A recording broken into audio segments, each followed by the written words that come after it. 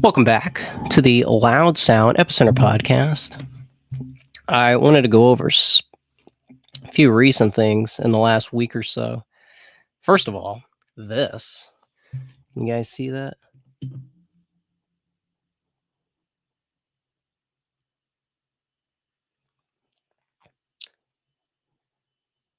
The last Friday was canceled. And to be totally transparent, this was one of the reasons.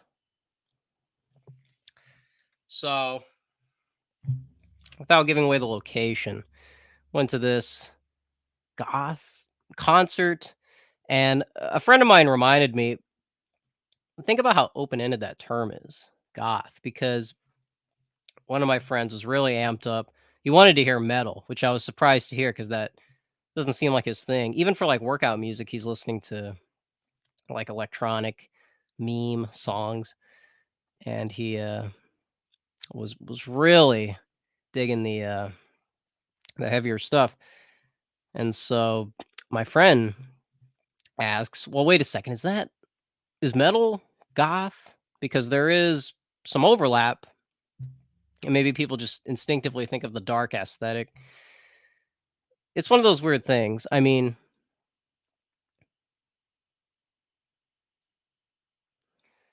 and you got to wonder how much of it is contingent on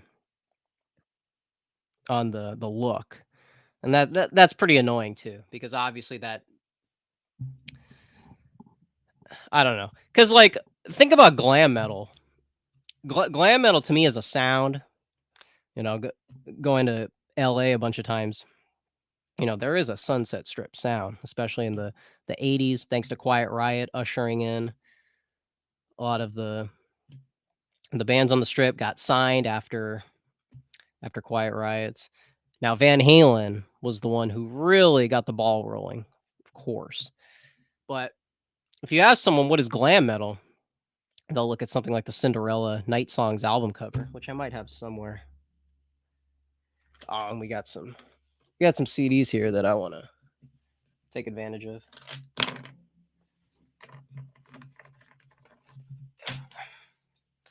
Let me have that ready. Oh, some of these are upside down. So, went to this goth show, and already there's confusion because it's like, what really is this? Is it just the look? I was looking up some of Susie Sue's looks throughout her different eras, and it seems like, and especially with music, because as you should avoid the mathematical analysis of it, because that's really not what it's about, and you don't want to like leverage that against other people, because that's not what these music circles are supposed to be about. And so I went to this goth show.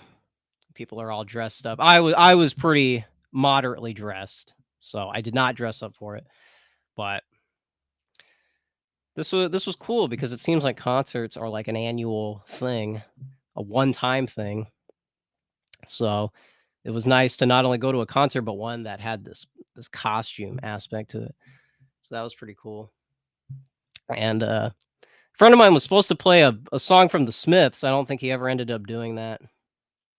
He did play The Cure, which, by the way, okay, that debut album from The Cure, I know that that's not their sound. I hope I didn't say this in a past stream, but that the sound on that first album is pretty underrated. I don't see a lot of people rave about that, and people cite that band all the time. This band's awesome. Check out Disintegration and what is it? Kiss Kiss Me. All that stuff gets constant praise, and yet think about, I mean, that's probably the album that they got the closest to metal, so it's a bit of a personal thing.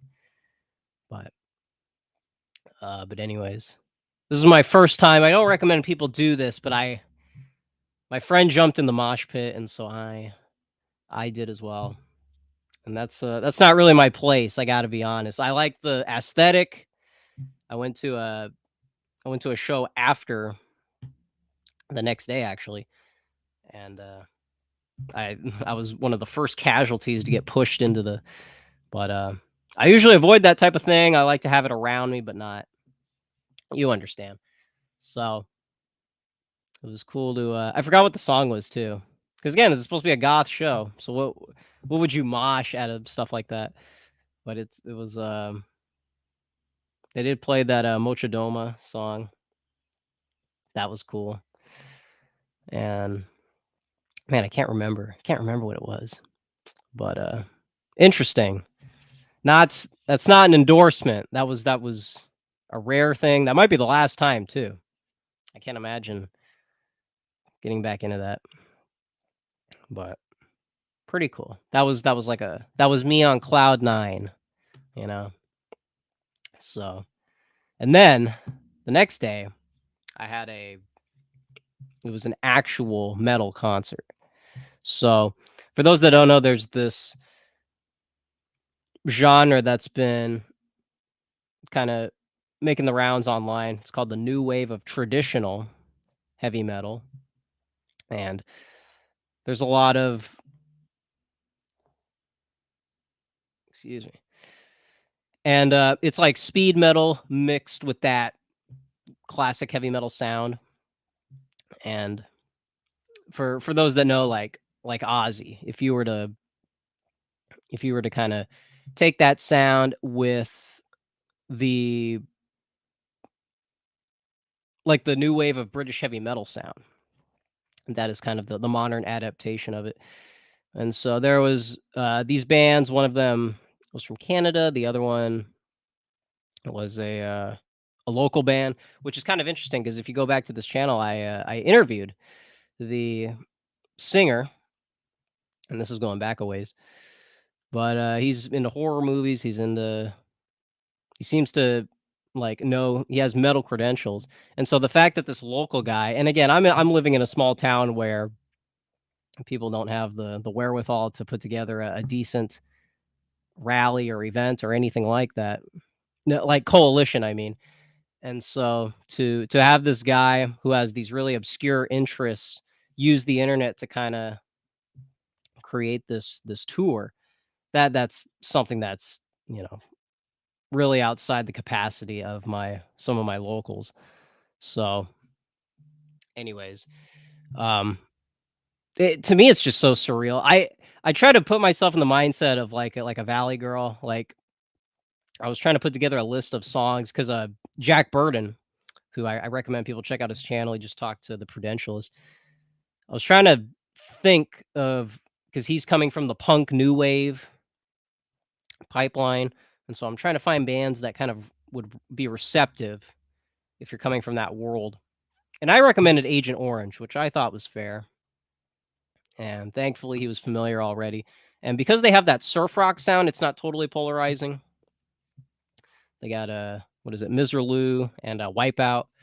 So maybe you just need something familiar to get people on board because that's a band again, not growling vocals, not obnoxious production.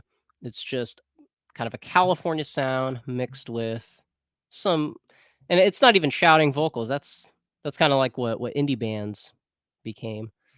So, I thought that was a nice segue, but then that kinda got me thinking like how am I gonna recommend stuff like the shows that I've recently been to? How would I even introduce that to somebody? Because I think when people think of metal, it's this very specific thing, and obviously there's nuance to it just like any other genre. The other cool thing about the metal show, the day after the goth prom, was also my friend who pop in here, who knows, Papist, who's a regular, won prom king. So I do gotta I do gotta shout out my guy for winning against an army of goths. So that takes a lot. It takes a lot of support. Kind of want to show some funny pictures of Susie that was putting together a slideshow for my university's club presentation, which I kind of want to share a little bit of it because it might be a way to encourage people to go back into college and maybe get involved with some clubs. They're not all pause. They're not all, hyper leftist. There's some nice alleyways you guys could take advantage of. But here, let me catch up with the chat. Ladies in here, very cool, very cool. I wanted to lady, did you do was it the Bob Dylan episode you did with AA? I'm trying to get caught up with all the deepest lore, so I did one uh 2 or so days ago, and I remember you mentioned at one point you contributed in some way. Yeah, Susie, Patricia Morrison, that's another one. It's funny, she's kinda like the James Dean of the goth scene, not doesn't really have she's got credentials, but not you know what I mean? Susie Sue has been through eras, went from the '70s punk, late '70s punk, early '80s new wave, the pop side of new wave. I mean, we're talking about range, and Patricia Morrison, and maybe, bass. Do we give a lot of credit to bass?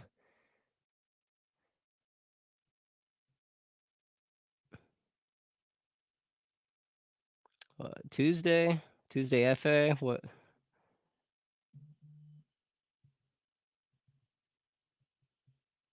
Yeah. No, that's rare. It's rare, okay? It's rare Tuesday. You're not gonna find me doing that daily, of course. It's funny. Susie Sue was accused of being, and I guess the punk scene overall was accused of being far right because when she went on Bill Grundy with the Sex Pistols, she was wearing a swastika, and then I found this picture that I didn't know was out there, where it's her wearing the armband, which I didn't even realize that was out there. And then, of course, you have Sid Vicious and his him being a provocateur. Same thing, same thing. And I was just surprised because I was trying to find a picture for a class presentation or a club presentation rather, and I stumbled onto that. Was not really expecting that much, but anyway. Also, I might save this for tomorrow. Where is it? Anybody who says we're not making it, not true, man. Not true. Not true. Not even close to true. Tomorrow, man. Tomorrow, Thomas and Prudentialist, both doing film reviews. So I kind of like when's the last day for those? Let me go on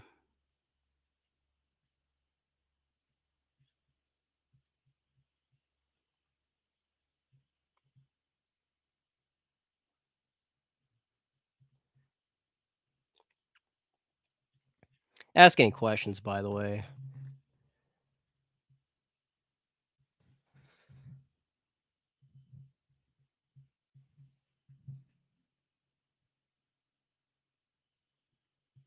I got to find Thomas's ordeal.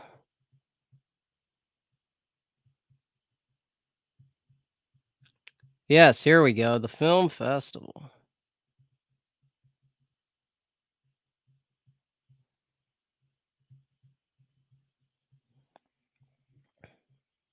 Because it's been finals week, man. As you can imagine, I don't know how many people can relate. So overwhelming, but almost there. There we go. Because I think all the ones that were going to be announced were already.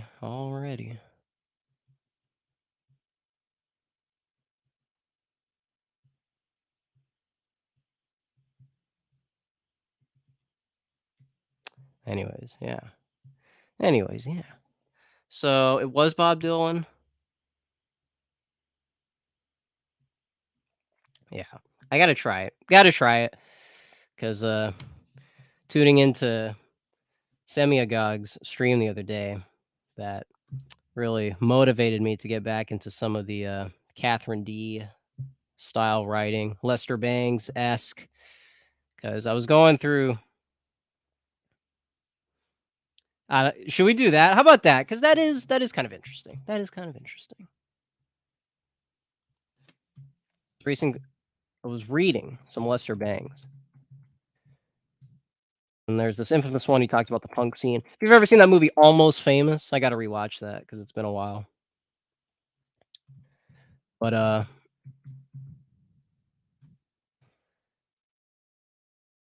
anyways, that probably introduced him to a mainstream audience. But this was a guy who, it's funny, he kind of knew a lot of the up and comers from the 60s and 70s. And he was a bit of a contrarian, saying that the scene was already dying by the time like the Ramones were emerging.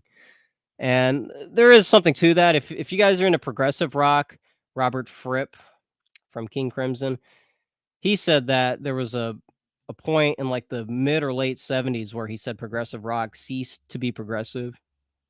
In other words, it reached its peak. So anything outside of that, implying that that's basically derivative. And so the genre basically becomes obsolete. And anyways, so Lester Bangs kind of has this gonzo journalist perspective. And I was reading this piece at school the other day, and it's funny because yes, Sammy Gog is back. When he was citing like the Beat Generation and Al Ginsberg, just all the I just that's the kind of stuff that I think is inspiring because you got all kinds of you can do so much with that stuff. We're all vaguely familiar of the 60s, hippies, but you got a lot of like splinter movements. You know what I'm saying? You got like in LA, for instance, a band like the Birds probably isn't a household name to many of you guys.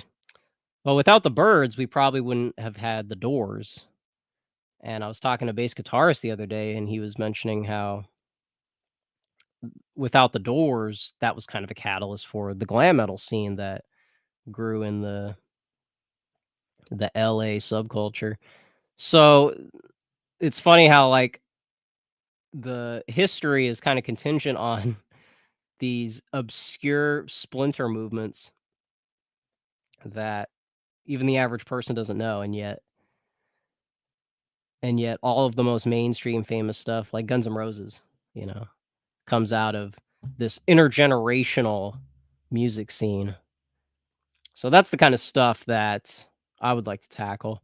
I just did an article on the LA riots since we passed the 30-year anniversary. You guys, let me that's not totally clear where to find that. So I'll share my screen.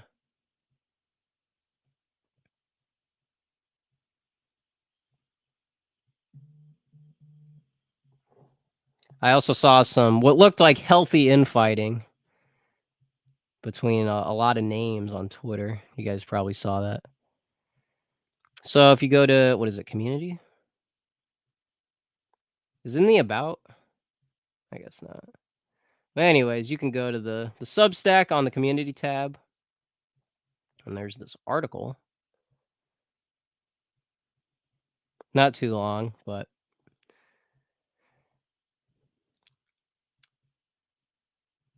anyways. What else is in here? Phyllis Schlafly. This is a bit of my background. March 9th.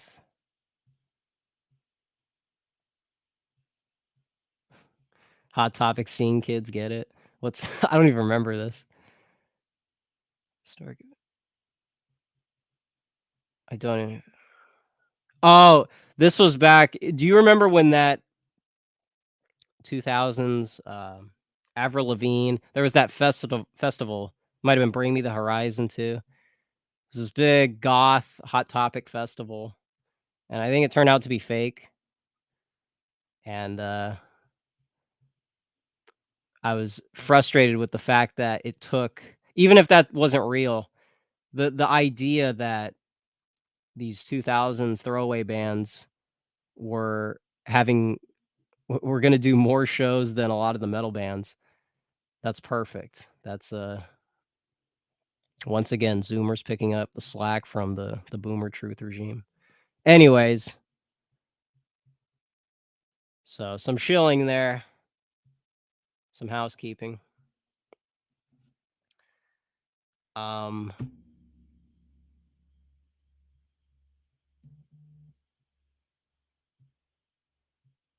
Poll. Poll, nice to see you in here. Alright, alright. What else we got here? The presentation.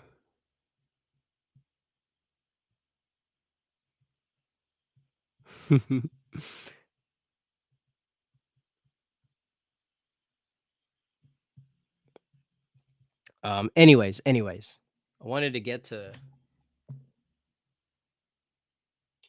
something.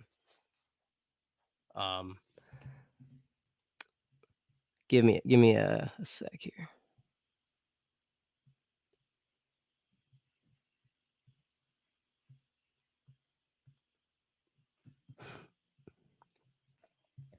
Gonna have to go through my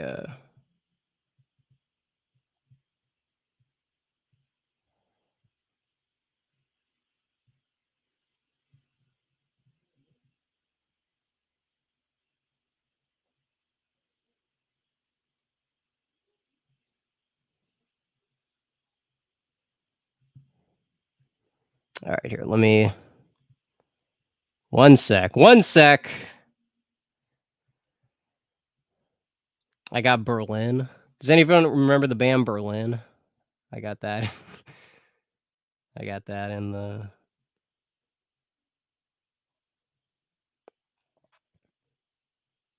history. Also, here we go.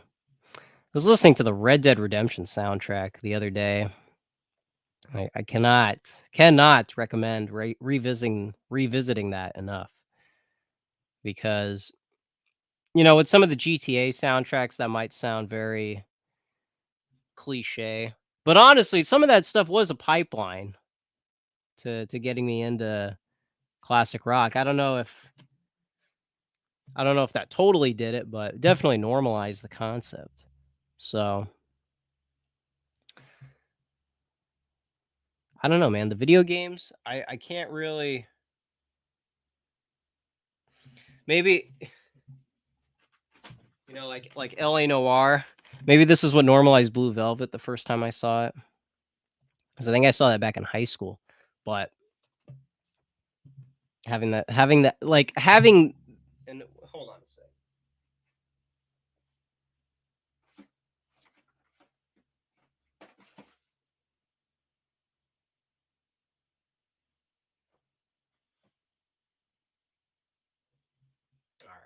All right. All right.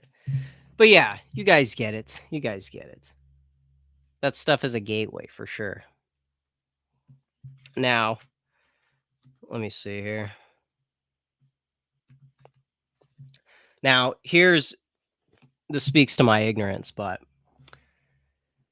and to bring it back so that this is consistent, okay? So that this is not totally off the wall, but to bring it back to what did I start off with? Oh yeah, the definition of goth is so vague. Is it a look? Is it a sound? Is it both? Where's the overlap between that and metal? What would you call goth metal? Can you really cite a band that's really doing that? But anyways, so you kind of got this umbrella term, classic rock. And when I was even younger than I am now, I was confused because I would listen to Radio X on San Andreas, which was the alternative station. Now it's really strange because that station had Guns N' Roses and other bands that I wouldn't classify. Ozzy was on there too. Bands I wouldn't classify as alternative, maybe like their latter catalog counts.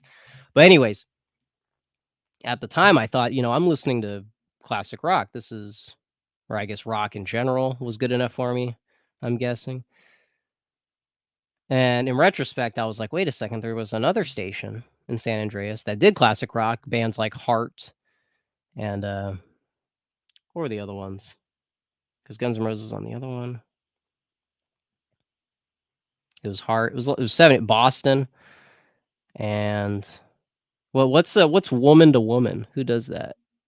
Joe Cocker. That's what it was. And again, this is old school stuff. And so your average, someone who's just getting into music probably doesn't even understand that there's that distinction. So it's kind of confusing on the surface.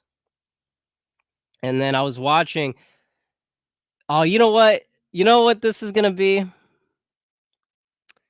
Yeah, I'm thinking this is gonna be the stream. Might as well. What else are we gonna do?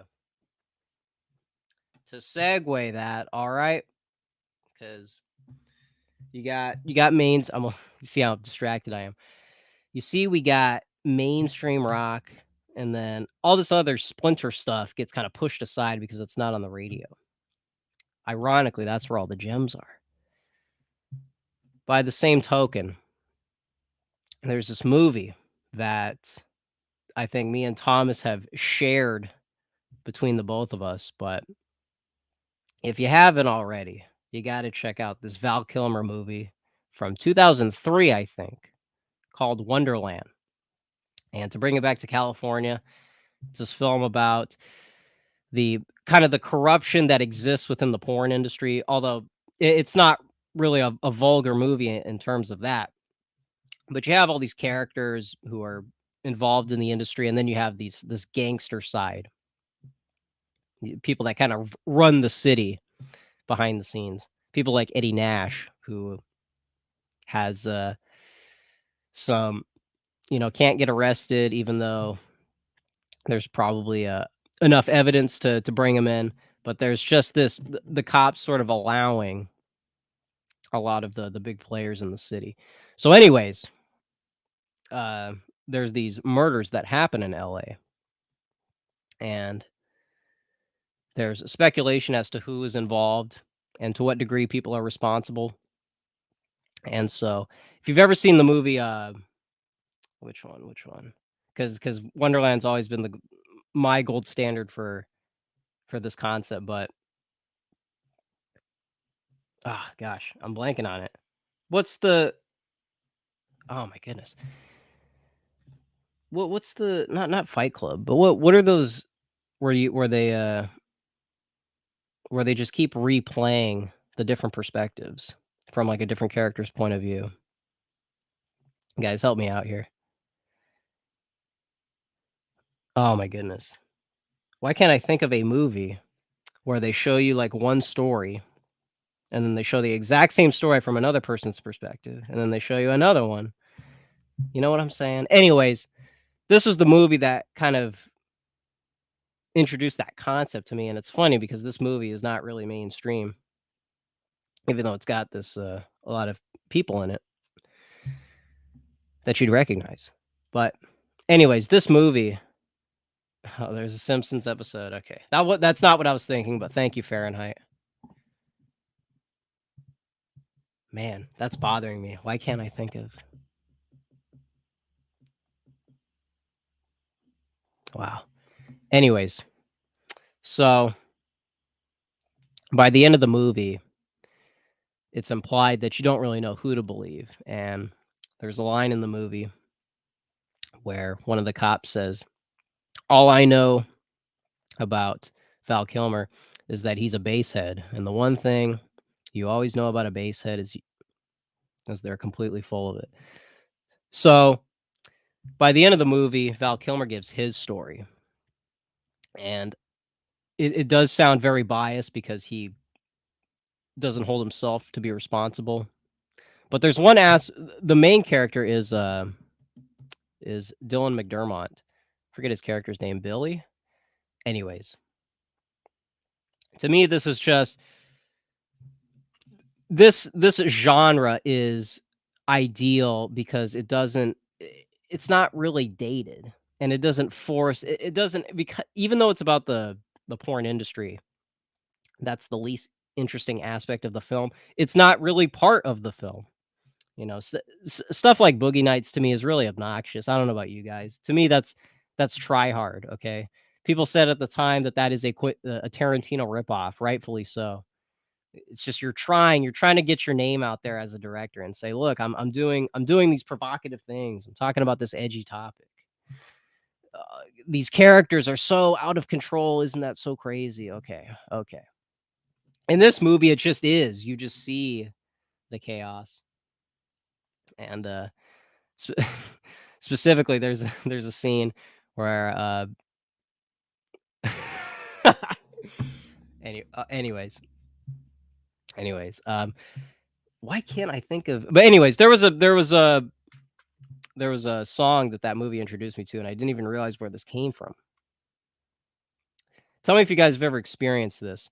So, this song is playing in the background, although in the scene it's very prominent. You can't really have the scene without it. But years later, I got into this band, Funkadelic. And this is the album that I'm the most comfortable with because I don't really know. I can't really think of the other stuff in their catalog, but uh I think it's the title track. Yeah, the 10-minute it's a 10-minute opening track, but that's okay. See, this is a time period because this is 70s. This is a time period where you could get away with that stuff. And I think it was bass guitarist who said, boomers have longer attention spans. That might have been someone else, but the fact that in how about that in and of itself? The fact that you can kind of get away with stuff like that. But anyways, this is probably not a band that you would expect me to like because, as the title suggests, it's got this very funk, African American style to it. But again, if you can just kind of vibe with this record, I think you'd be very surprised. I've also got a Canadian band,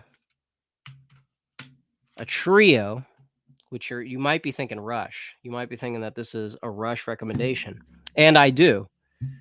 But Triumph, man, Triumph with Rick Emmett, singer. Think about that. Think about the frontman, singer-songwriter era that we don't really have anymore. Don't have it in a technical aspect. Probably a lot of country and pop is probably replacing that. But when rock did it, it was a very you understand this is a very more talented thing, I would have to say. I would have to say because you just got more going on, I think, musically. But anyways, I can't believe I haven't talked about Wonderland before because you think about crime genres, and I think Scorsese is the gold standard, especially Mean Street. Or Mean Street's the Van Halen song. Mean Streets, plural. On Twitter, some people make that mistake. They'll say their favorite Van Halen song on Fair Warning is Mean Streets, plural, which is technically not true. But anyways, Mean Streets kind of deals with this morality in the crime world. And it's not to excuse it, but it goes to show you how difficult it is for maybe there's Christians in that life that don't know exactly how to walk away, especially when their friends are tied up in it. So that dynamic, pretty cool. But as Scorsese goes, like in his latter career, I think I saw somebody in Thomas's comments talking about how Scorsese in some of his more recent films are a little too try hard. Do you guys think The Departed is try hard? I've never really seen too many people criticize that film, but looking at it from that lens, there might be. I'm not sure, to be honest. Yeah, that's right. Young Robert De Niro. You know what's funny? Robert De Niro. I think one of the first movies he ever did was Brian De Palma, which I don't understand why Thomas doesn't. I don't know why he doesn't like that director. To me, that's right up his alley. It's got all. Well, I don't. I was about to say something, but um, it's got all his interests. Besides sci-fi, it's got all his other interests. And anyways, one of the first things Robert De Niro ever did was a movie called Greetings, I think, which is a bunch of guys in the '60s trying to get out of the Vietnam draft, which is funny that in itself is a concept.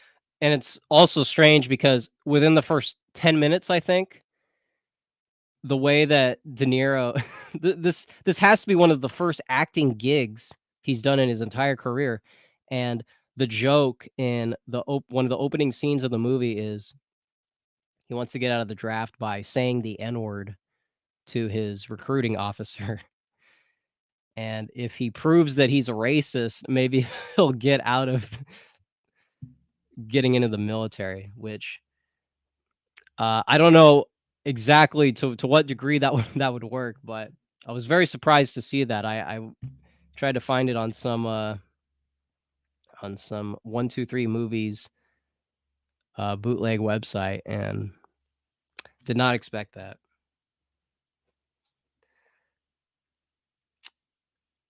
Great actor. Terrible. Well, I think bad taste in women, I think is what you meant to say, but I understand what you're saying.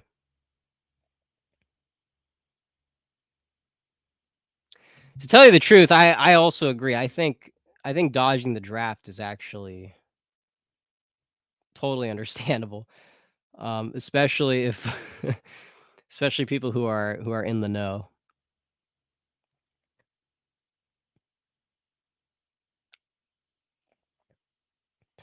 Yeah, exactly. There you go. Yeah, gotta choose a little bit more carefully. And I don't understand. I you would think in if you're a celebrity, you would think you could get whatever you want. So I don't understand. I don't endorse what DiCaprio and Jake Gyllenhaal do, but like you understand why they're doing that. I don't understand why De Niro is doing what he's doing. Very strange.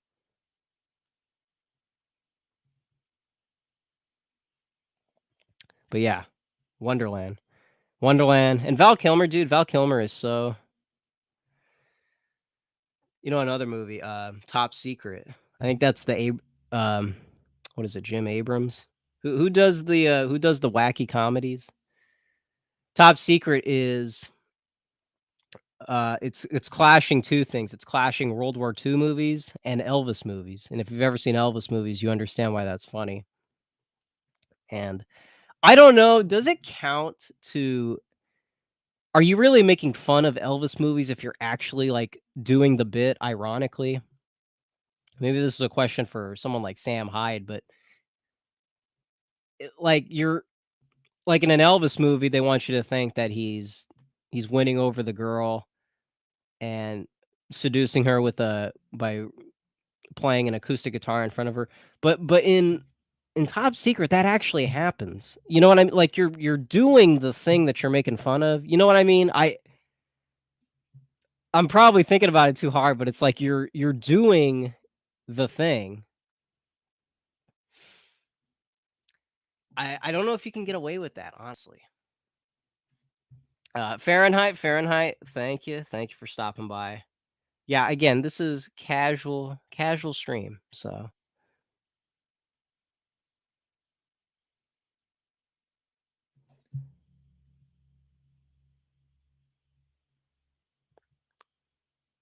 anyways,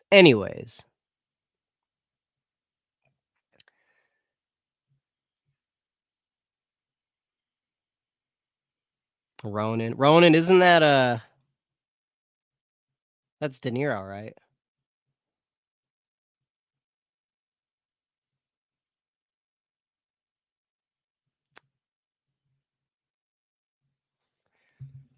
Anyways.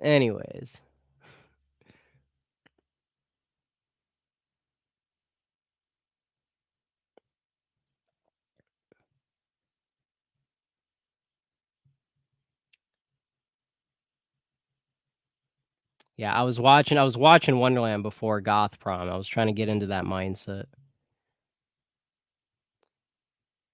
because it's kind of a fast-paced movie. Even though the guy's cringe, Adam McKay I think Adam McKay has the gold standard for satire. You just gotta replace the substance. I think that's the letdown.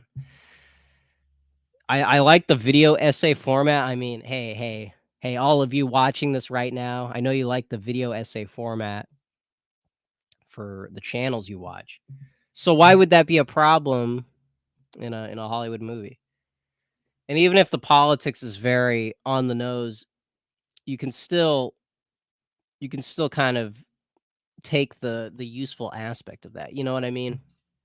I don't know if you guys prefer, what is it, The Big Short and, or Vice? I see, to me, I think Vice is like a fair hearing. I know that there's kind of a bipartisan angle to that movie, but isn't that format something that people should copy? The same way that, like, Tarantino's crime genre gets abused and gets just turned into this vulgar, like Boogie Nights. So, I want Adam McKay, I want that style to be mimicked, and because people probably aren't even aware of the fact that it is a style, because it is kind of just, I don't know if people are really talking about him in that way. Who's the guy that does the who's the guy that's connected to David Fincher? Aaron Sorkin. That's what people made fun of. Don't Look Up. They said that that was like a ripoff of Aaron Sorkin. And you didn't even have that visual style to it, that video essay style either. So maybe there's something to be said. That's like his worst movie, and that's the style that he kind of ran away from the format. He had the where you show a character doing nothing. That's another theme, The Big Short, Vice. But anyways,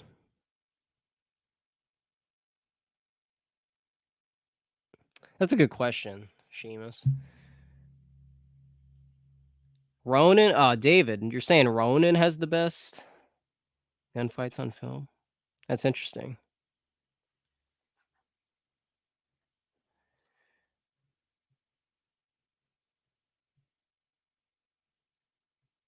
Is that true? Because I made a mistake and I showed a video that wasn't supposed to be public, and I think David, I think it was you who said that it was you got a notification.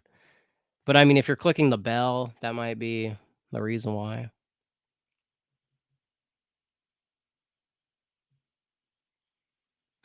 Yeah, somebody was telling me that they couldn't see like the most well, they might have been confused. I don't know how quickly the streams are available to you guys. I know that when sometimes the live chat isn't available sometimes. What's up with that? I when I go into AA's streams sometimes, or somebody's, the live chat takes like a day to load or something. I don't really, to me that's a part of the watching experience. So anyways, here, check this out before I forget.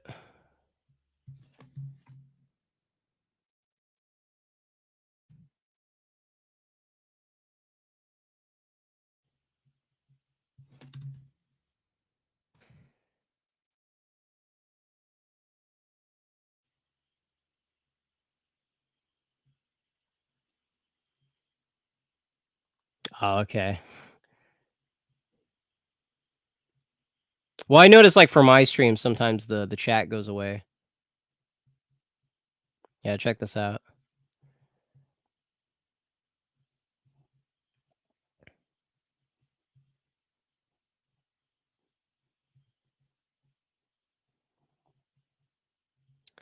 Cuz there's a yeah, here we go. See, that doesn't really is that her arm?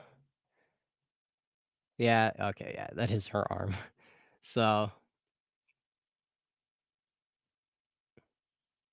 and it's funny because she had that song on the debut album. I think it was Hong Kong Garden, which is it's okay. It's okay. She I think she claimed that that song is from the perspective of somebody who thinks like that. It's all these stereotypes about Asians. Which is funny because Axl Rose has a similar story about his song "One in a Million." It's about someone who comes from a flyover state like Indiana, goes to LA and sees multiculturalism for the first time, and has this culture shock. And it's like, well, that kinda describes you, Axl Rose. That kinda describes exactly. So, it's weird. Like with Suzy Sue, like, this was the I guess everybody gets a freebie. Axl Rose too. My dad claims that's why Guns N' Roses never played the Super Bowl is because of that song. I don't know. Does that stuff really matter to people today? Because people still listen to this music. I just don't think people are in the know. People don't really care what people don't really get intimate with music anymore. It's, uh it's a very consumerist mentality, so, like, they don't even know that this stuff's out there, and if they found it, they've already developed this relationship with the songs, so it's not like they're gonna are they really gonna choose politics over their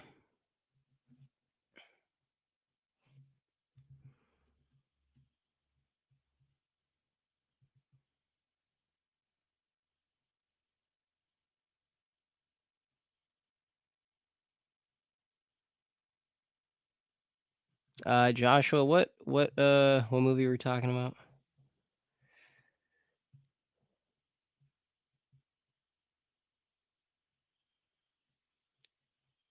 Oh, would he really, Mike? I don't remember that. I would think the grunge scene was kind of the first scene to kind of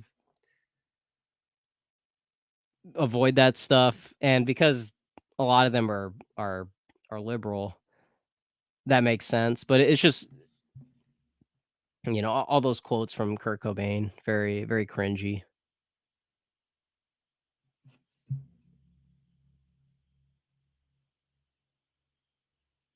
Yeah. Yeah, Sean, I don't understand. Oh, The Saint. Oh, The Saint. Wow. Hold on.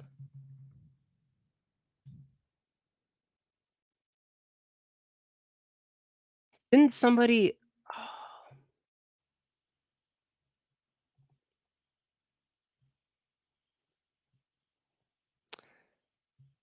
Oh, that's Elizabeth Shue. Didn't the guy who made that isn't he a somebody? Here.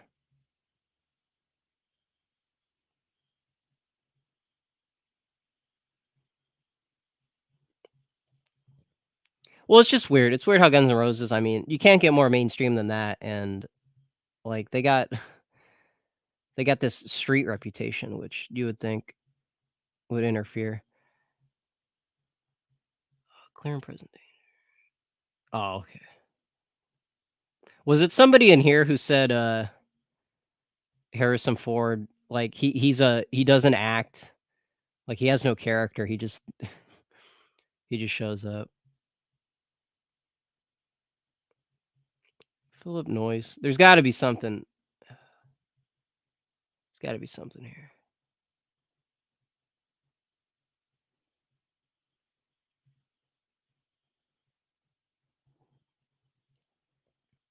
Really? What? That sounded familiar. I don't know why. Maybe I'm thinking of, probably thinking of Real Genius. What was the Nicole Kidman movie? It says he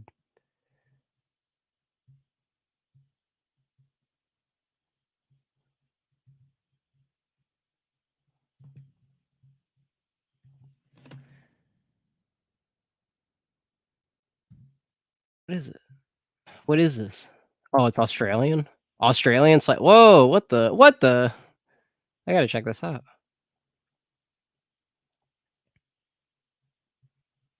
Interesting. What the Didn't even know about this. By the way, this movie 2 movies you never need to see in your life. This and where's the other one? It'll probably be because I think the other came first. It's the Ron Howard one.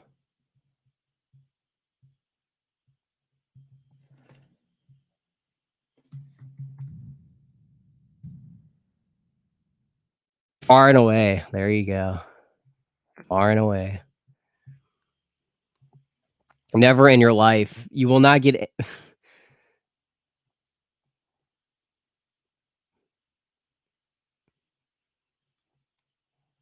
yeah, probably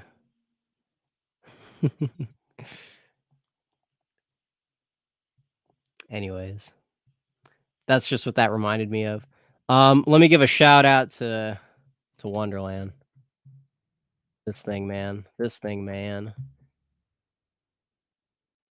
I talked about Heathers way too much. I don't think I can ever talk about that again because it's just been, I feel like I overdid it. Anyways, what was that character's name? David Lynn. David Lynn, that's right.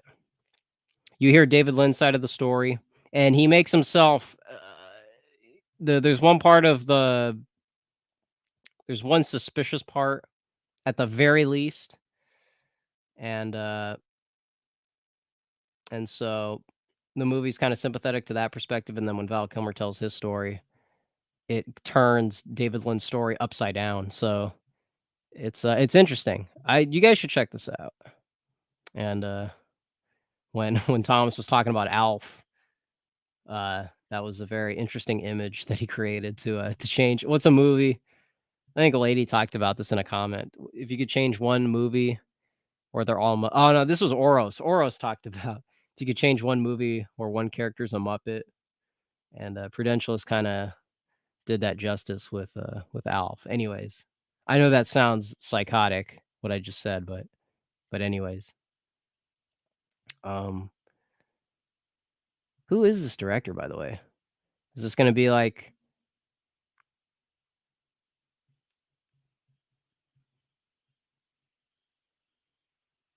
bruh, is that Jared Leto? Bruh, bruh, what is going on? How about Selma Blair? Selma Blair who fell off the face of the earth. What is this movie? Independent drama film? This is like no information on this movie.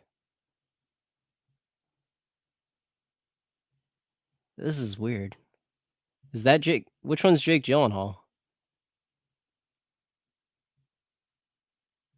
I guess on the right? I don't know anything about this. Oh, dude.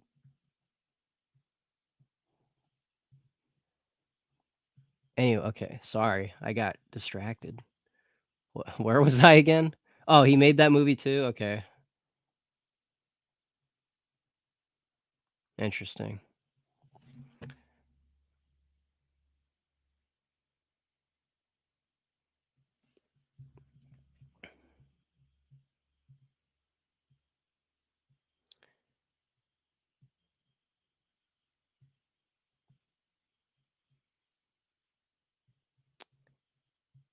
Where's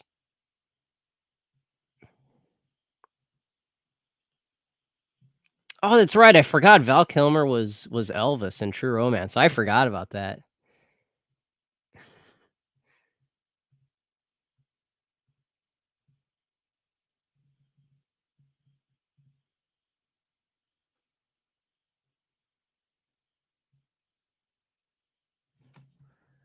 Okay. Ah, there it is. Okay, this person oh, it's a chick. Martha. Oh, she did Valley Girl, that's what it was. Okay, okay. That makes sense. That's what I was thinking of.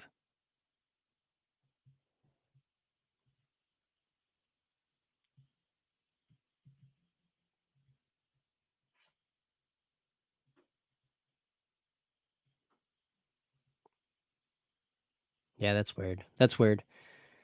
Yeah, you can thank California for giving you all the best archetypes for women. Valley Girl, hippie, Haight Ashbury. Yeah,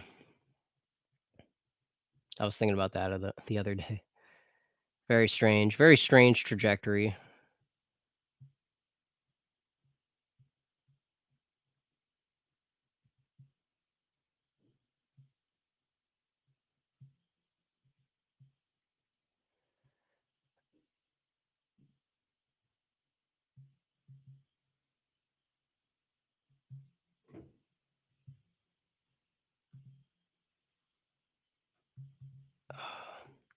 Didn't oh, you know what's funny? Speaking of Nicole Kidman, you know what the first movie she ever did? I think that was Australian too. This is pretty funny. A friend of mine on Discord woke me up to this too. Look at this. This is pretty funny.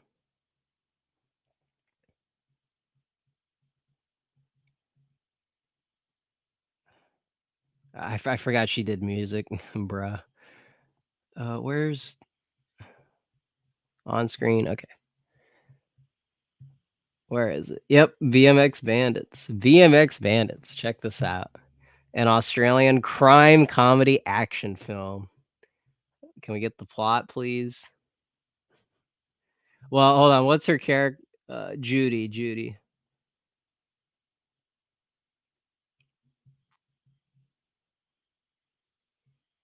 Two young BMX experts, PJ and and Goose.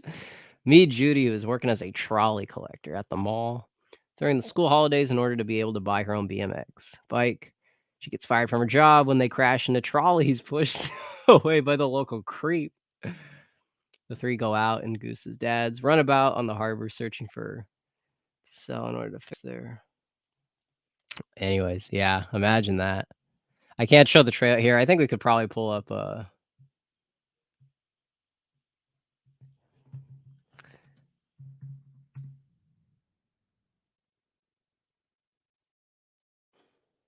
many people in the world have seen it? Ha ha. Man.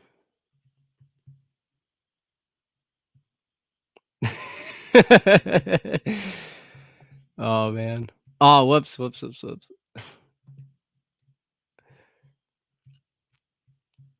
She's got an Oscar, right?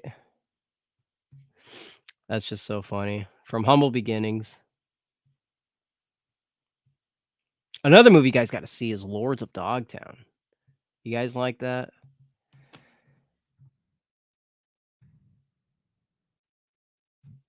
2005? So this is around the same time as this dude, man, this dude. This is like, I don't know, I don't see a lot of respect on this guy's name. I don't know what's going on, man. But, uh but anyways, um, he's in this movie. Sorry. Sorry. Where is it? Yeah. Another California artifact. The early phase of skateboarding. Another thing California gave birth to, because I guess you could say the skating culture is derivative of the surfer culture. If I had to speculate, but anyways, what the both David Fincher and Fred Durst were slated to direct the film, but this Catherine broad eventually landed the job. Oh, she did. Are you serious? Are you serious? Are you serious? I did not know that. Wow. From humble beginnings. I did not know that. Do you remember this? Remember people would remember when these were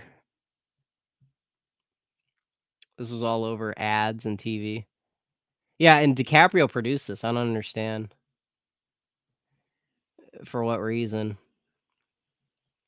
This and Abraham Lincoln Vampire Hunter. What else? Hannah. Do you remember that movie Hannah, the girl with the crossbow? Hannah. How about Red with Bruce Willis? I think that was 2011.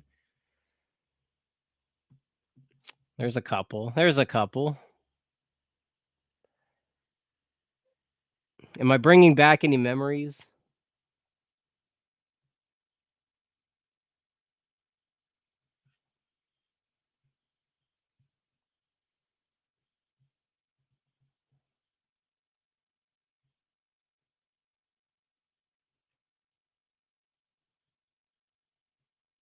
Whoa, what the?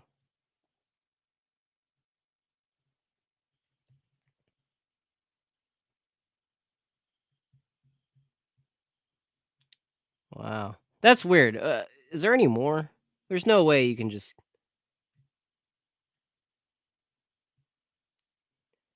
oh, yeah. Th try to avoid that movie, please.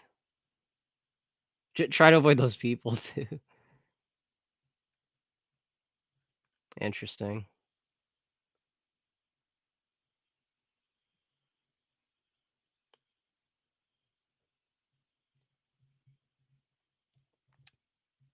Wow. The New Monkeys. Really?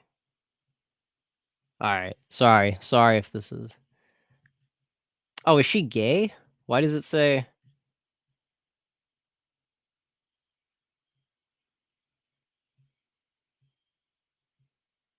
anyways, anyways. How did we get here? I forgot. Oh, okay. Yeah, okay.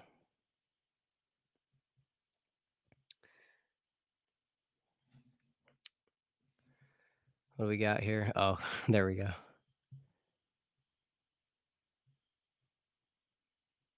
Yeah, that's pretty funny. See, the thing about Wonderland is, like oh, what's that movie, Buffalo? This is like a real crime movie. See, I'm not a football see, if I was a football fan, I would have probably had this memorized, but Buffalo '66. This is like gritty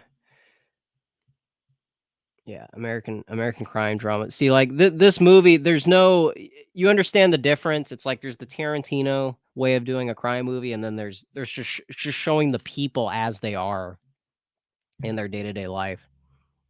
That's kinda what Wonderland does. If I'm not just shilling it because it's like no, maybe I am just because it's like a personal thing I grew up with, but do you understand there's nuance to this genre? Like I was talking about with rock, you know, the '90s and the '90s alternative, you would never conflate that with '70s, you know, Boston cowbell tapping, keyboard playing rock. There's all this nuance, and I maybe I gotta write about this stuff to tell you the truth.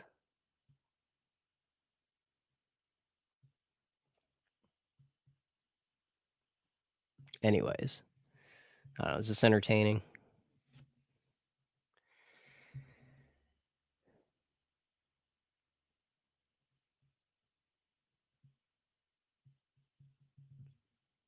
Hannah. Yeah, I never watched. Oh, man, you you guys saw yeah, it's one of those what's that movie that's got Jay Hernandez as the boyfriend? Do you know what I'm talking about? Is that oh, is that this? This movie's kinda, like, gross to, like, just think about.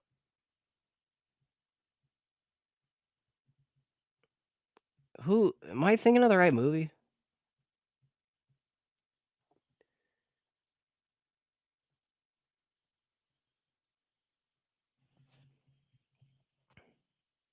Bruh.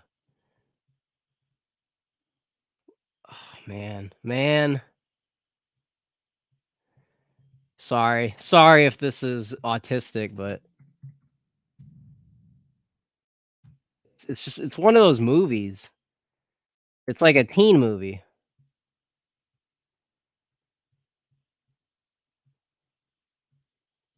How am I gonna find this? Well, it was about this if I had to guess. Okay, early 2000s, let me try.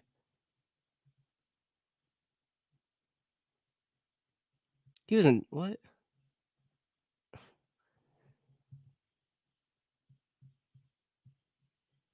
Oh, I think it's this. Yeah, this is it. If you've it's Kristen Dunst, of course, of course. Yeah, I remember this, I remember. Same thing, same story. Although less, maybe because with 13, it's like it's like young women. This is more like a relationship. Anyway. Wow, I didn't that's haven't thought of that in a long time. Alright.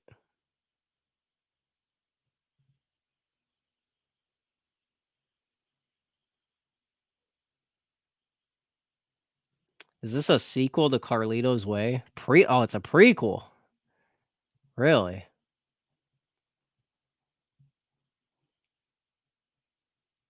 Interesting.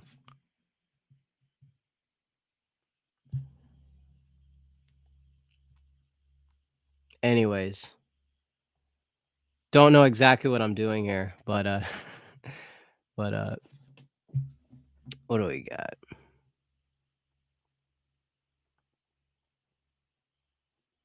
I didn't even know that existed. I don't know, like, what could you even do with I don't know, it's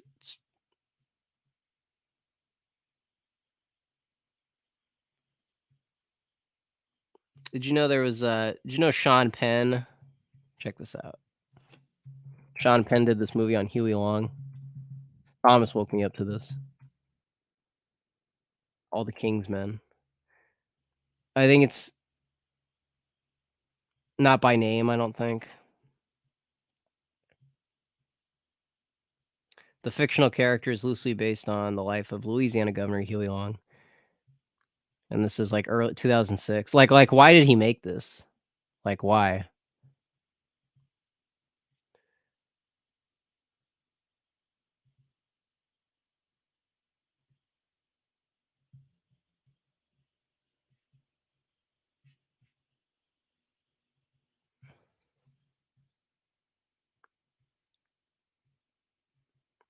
I don't know. Aaron Sorkin, kinda disappointing. The fact that, like oh, I forgot he did Molly's Game.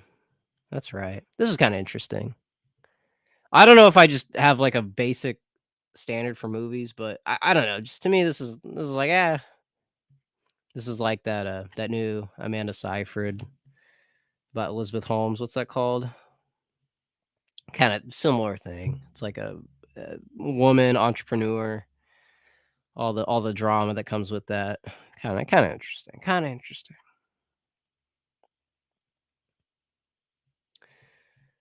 Well, I take it back. I was gonna say, like, oh, he did some political movie at first, but no, he didn't. He did this, which makes sense. And then he does what's clearly a passion project. So, yeah, I don't know. Probably gonna be seeing a lot more of this stuff. What's that movie about? It's just about the Godfather script. Um,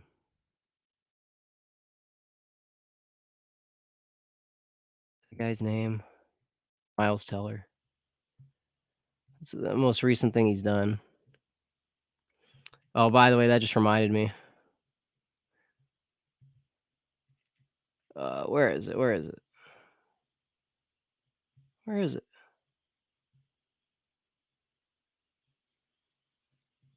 What's the Godfather movie that's oh, The Offer, there it is. Oh, it's a direct to TV.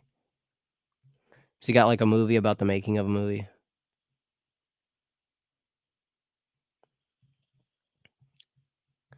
Is this already out?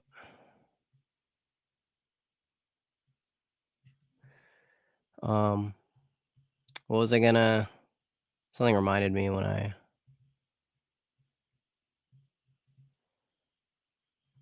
oh, yeah, yeah, yeah. What,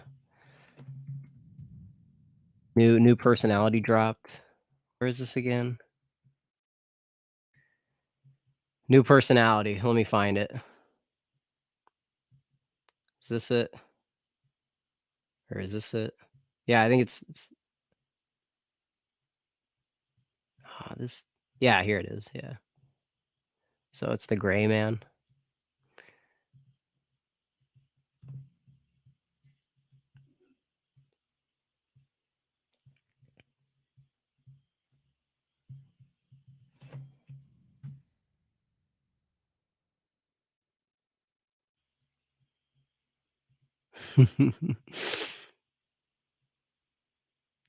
Alright, alright. There's no way this is entertaining. I don't think I ever watched that all the way through, Todd, man.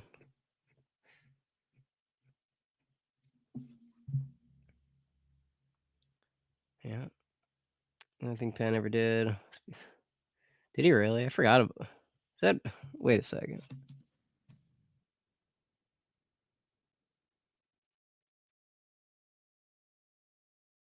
Oh yeah, that's interesting. Speaking of that,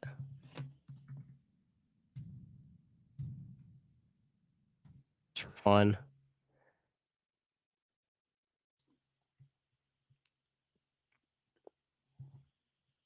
Let me see. Let me see. See, this alpha dog. Look, man, this is like fake. This is fake, real. You know what I'm saying? This isn't the crime drama I was talking about with Wonderland. This is a combination of the two, and you can't do that. Maybe when you're doing like the Sharon Stone interviews and the Bruce Willis ones, if you've seen this movie, eh, they switch from like a documentary format to telling you the story.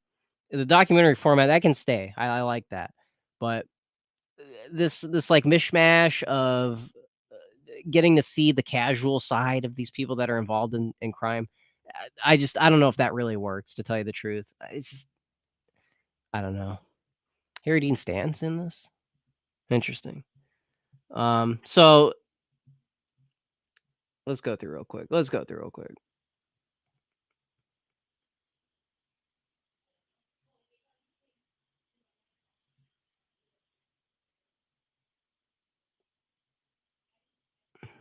Is that? Oh, I forgot. I forgot. I forgot that she was that. That was her, wasn't it? What the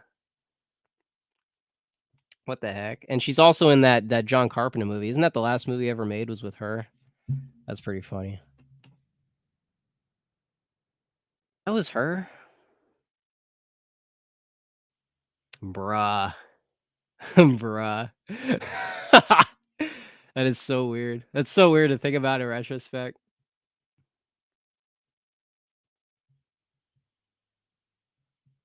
Wow. Wow. That's pretty funny. Is that her in actual zombie makeup? Or is that a interesting.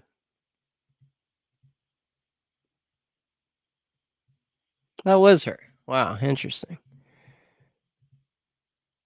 Alright, that's enough, that's enough. So what's the best Johnny Depp movie in that case? I just saw Nick of Time. People should check that out. That's pretty cool.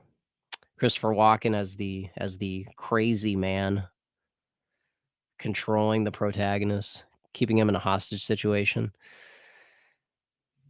But I don't know. Is Fear and Loathing? Is that what we're going with? I wonder if his movies took a boost after this trial. Do we? Okay, here, you guys would know.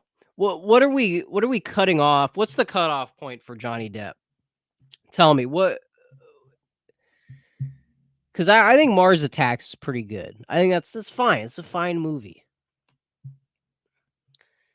You guys gonna go after zombie or Mars Attacks? Zombie Attacks? Where is it? Okay. I that doesn't have Johnny Depp. I'm a little off track, but look at this, man. Look at this legacy. Just this page.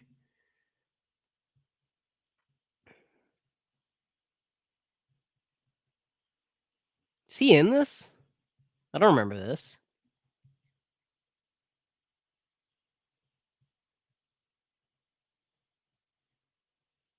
What is this? What are you talking about? Literally, what is that?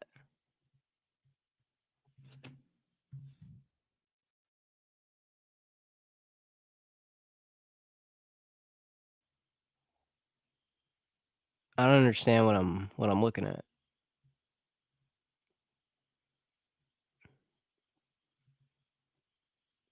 Oh, okay. Is this it? Is this the scene? Okay, that's isn't it like a background scene? That would be kinda funny. Okay. So what's the cutoff, guys? What are we gonna counter signal Mars attacks? Okay, yeah, I messed up. Sean, excuse me, excuse me.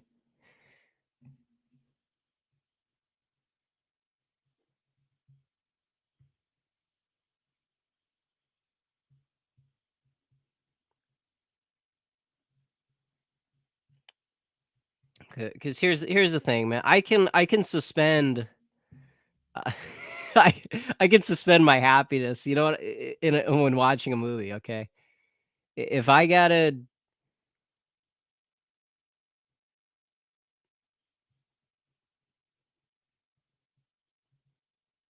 so here, let's go back. Did he what? Did he actually do that? Did he actually play Trump? Alright. Anyways, yeah, what are we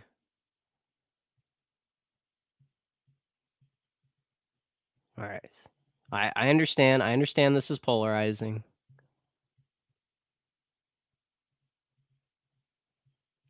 So, okay.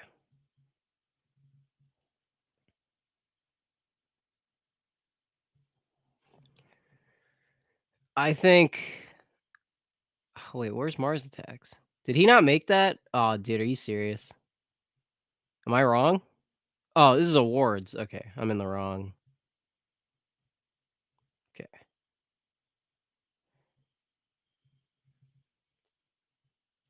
So is Planet of the Apes, is that the breaking point?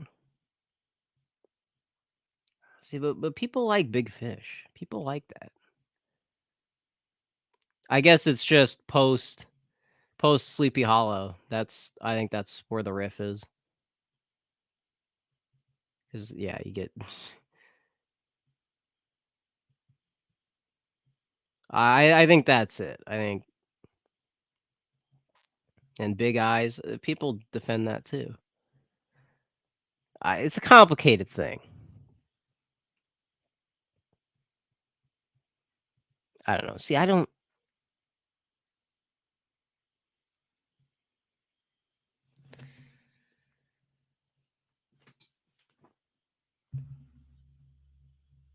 what are we saying? What are we saying? Last 20 years? We're writing off the last 20 years. It's rubbish? That's alright. Well, let's look at the last 20 years. Okay, what is this? This is like 97, right? 99? Okay, so 99. You're saying 20 years from right now, so 2002? Ah, sorry, sorry, sorry. Sean, I'm making the mistake again. Whatever happened to this woman? Was she in Fear and Loathing? Are you serious? Oh, isn't she wait a second. Sorry, tangent, quick tangent.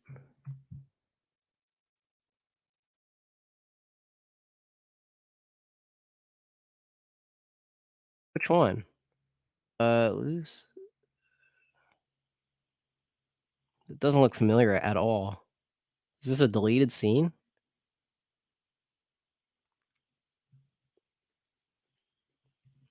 It doesn't look familiar. Okay, maybe. I don't know. Maybe? Oh, wait a second. Okay, maybe. Okay, maybe. Okay, okay. Enough. Doesn't matter. Okay. Sorry.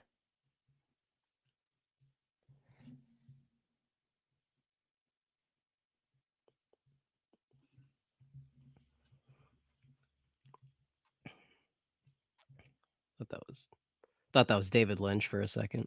Literally thought that that was David Lynch. All right.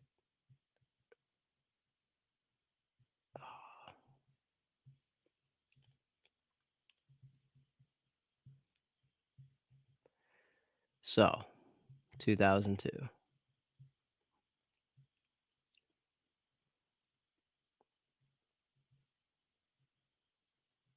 Let me see. Let me see.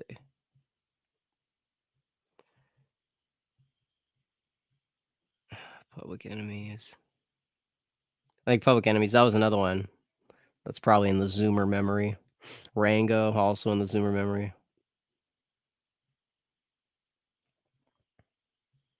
He was in Hugo? No. Producer. Okay, okay. Hugo, that's a weird one. That's a weird one in Scorsese's catalog. Why did he do that?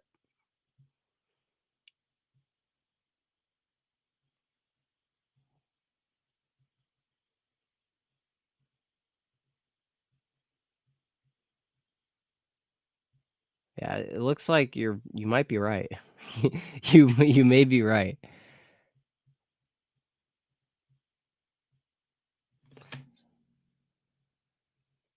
All right.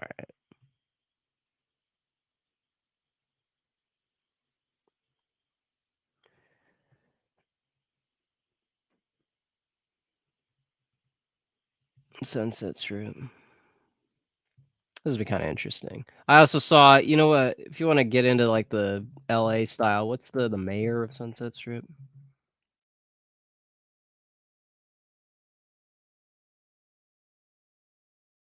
This is pretty helpful. Pretty helpful for any non-West Coast viewers. It could probably make a little more sense. Or honestly, I would just show you. No, take that back. This documentary kind of got me into writing in general. Got me into music. Got Loud Sound Epicenters started. This would be the. Can't find this anywhere though. I don't know where to watch this, and I might have to do it on 123 Movies. Someone in here, I'm surprised. I don't know if anybody uses that still. I do. I don't know how else. You guys should check this out. Regardless. But that's a nice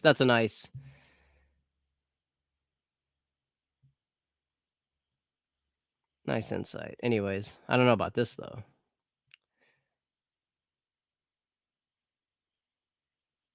Interesting.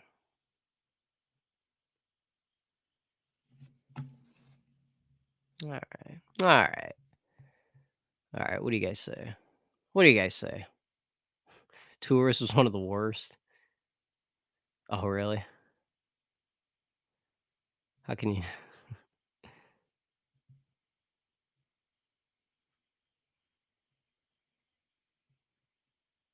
Oh, really, Sean? I'll probably have to look into that.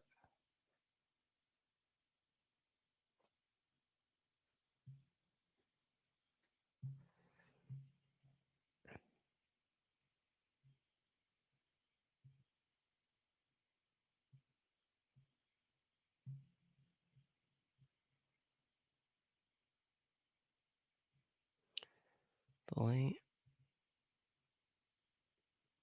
Ooh, Fire in the Sky. See, didn't they prove that that wasn't true though? Didn't the actual people in that story? That's kind of that's another cult classic. It's interesting though. It's an interesting.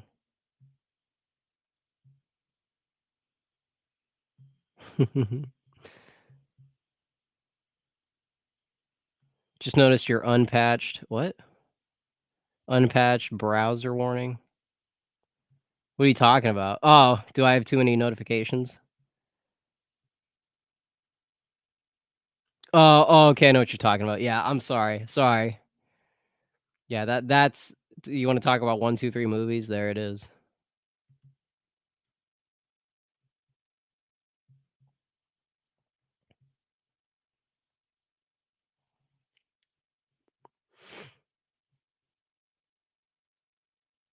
Concerts? I don't know about me. Where it says update. Oh, sorry about that. Sorry about that. I don't know, man.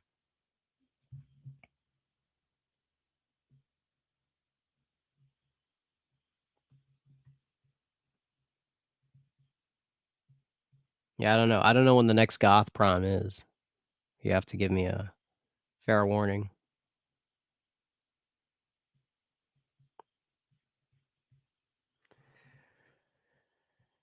All right. All right. Oh man. I was watching some of the Ed Dutton what is it? Philosophicat. That was pretty funny. That was pretty funny. That was on BitChute for free. Is that the trick with all the content that gets stuck behind a paywall? Maybe archive.org too. What shows? What shows? Twin Peaks. Twin Peaks, obviously.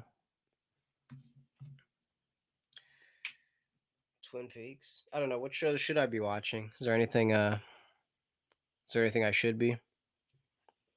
My parents are watching Deadwood. Yeah, Ed Dutton and Cat. Ed Dutton and Cat, that was pretty I don't know why the lip balm was so distracting. I kinda don't understand. It doesn't matter, but I kinda don't get why that was funny. But that's what made it funny. Um,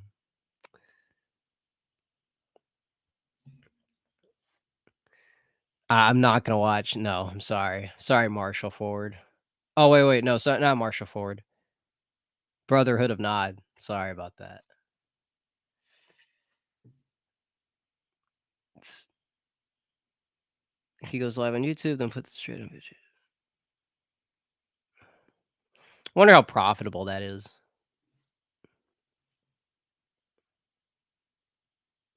Yeah. What were some highlights for I was surprising there was that much pushback from Ed. Is Ed really that atheistic?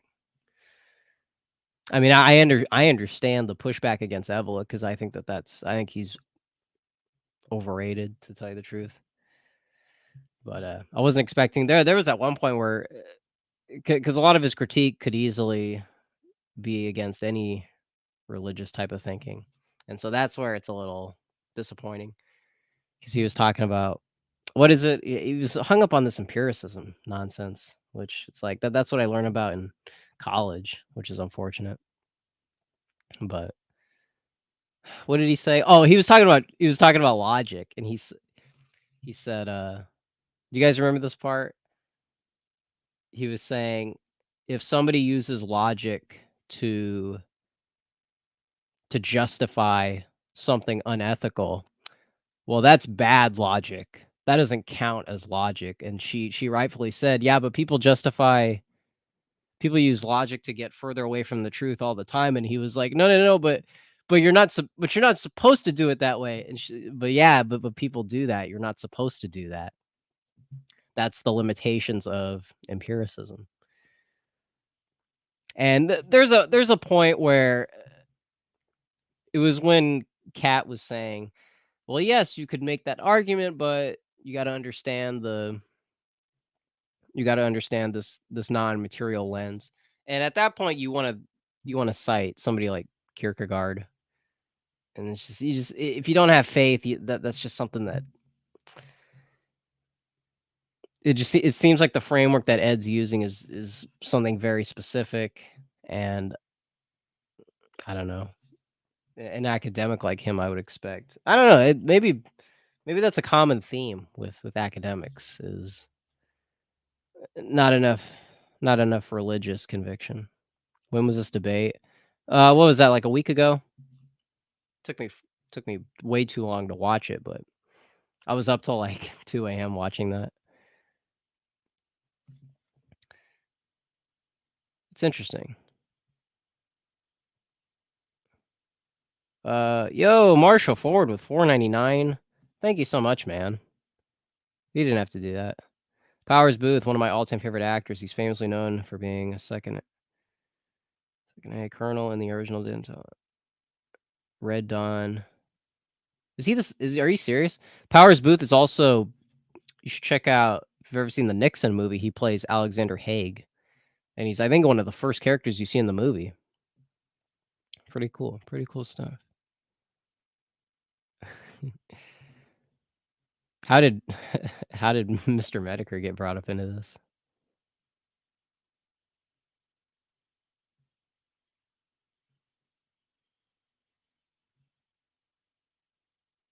Bypasses. Oh, I see what you're saying. Yeah, yeah, yeah, yeah. You know what's funny is, Nick, our favorite Zoomer, Nick, talked to Ed Dutton. I don't know if you guys saw that one. That's a good entry level to that's a good entry to both of those guys, really, both of their styles. Yeah, he's in Nixon. Powers Booth, he also Tombstone. Tombstone, well, bye. That's right. What else? Powers Booth. Oh, Powers Booth is in Sin City 2? Sin City 2, very under it seems like Sin City 2 has bad reviews. Um, I don't know, that's just a very, like, stylish movie. Oh, are you serious, Marshall? Really? Wow, wow.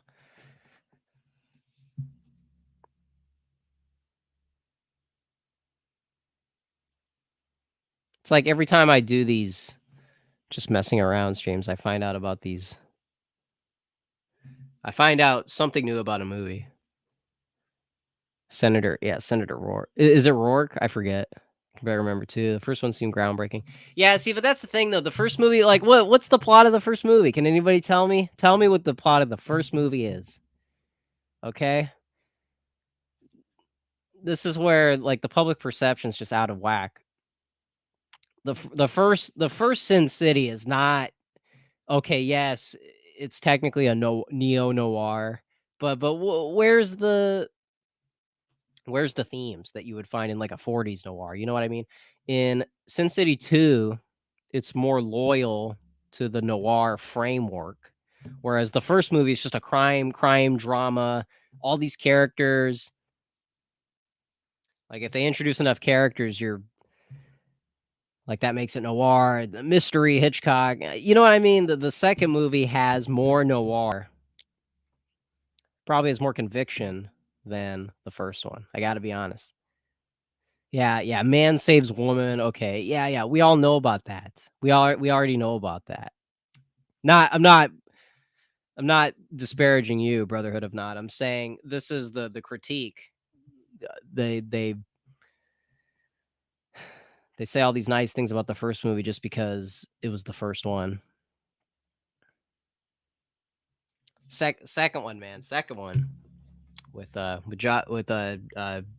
3 name guy, Joseph Gordon-Levitt, and then you get the resolve, you get the Powers Booth showdown at the end.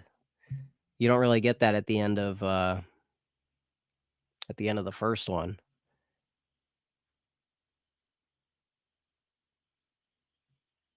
This is man, talk about whitewashing history. The fact that the first one gets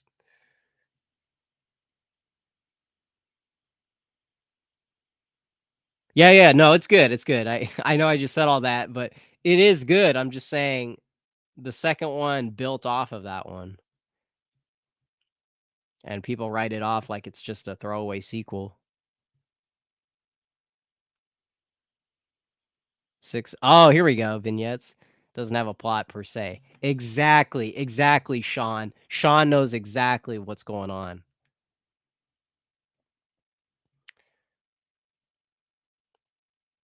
Can't remember the last time I felt satisfied leaving the theater.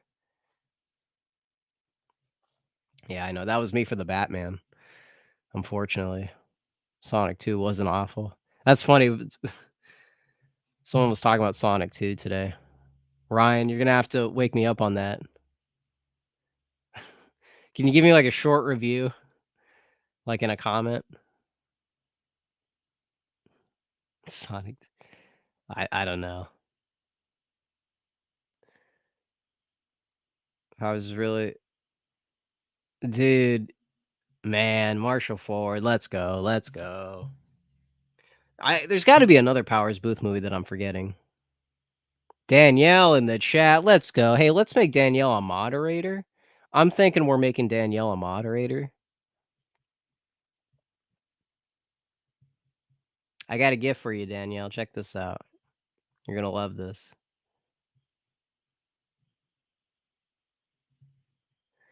Yo, it's called we do a little moderating.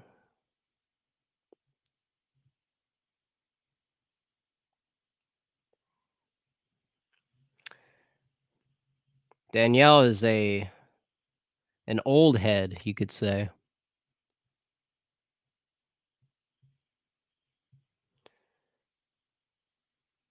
Knuckles was great. Yo, I'm a Knuckles respecter.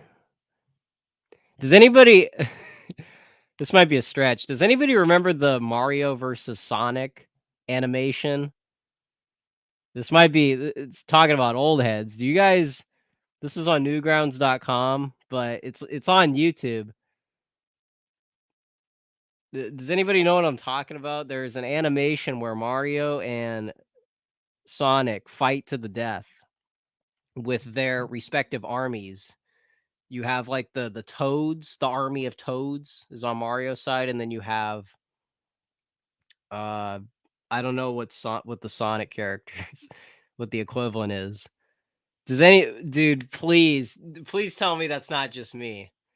I know that this is going back a ways.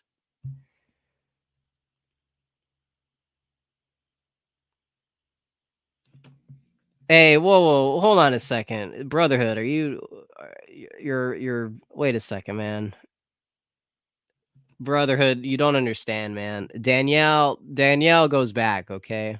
She's part that you want to talk about deepest lore, that's Danielle's been here a lot longer than even Lady, so it's just one of those things. It's just one of those things. I gave Charlemagne the hammer. I gave bass guitarist the wrench rather. So this is slander, man. You gotta mine undergraduate. I think technically as of now. Do you guys not remember this, bro? Here, I'll just and it's oh, I can't show it because I think it would get copyrighted. Do recall Mario versus Sonic, but it was like sports. No, not sports. It's not like Wii or anything. It was an animation. It was like a fan made thing. Um, all right.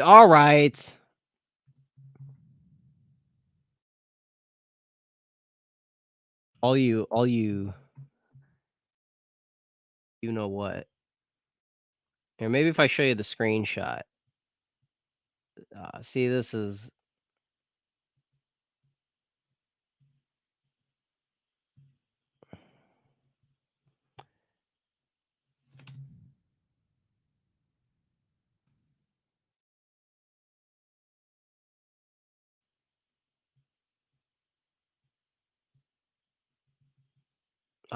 okay. Hold on a sec. There's also different versions too. Yeah, here we go. Here we go. This is for Ryan. Seamus.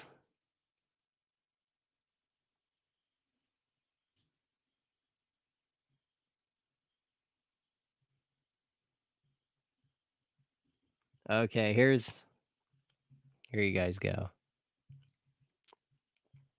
This was it. This was it. And it's not family friendly. I'll just say at the outset.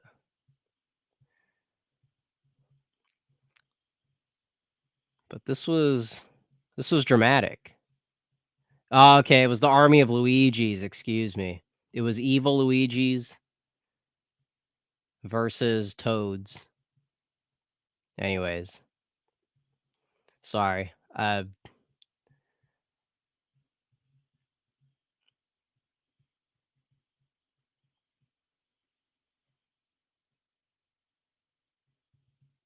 Yeah, Ryan.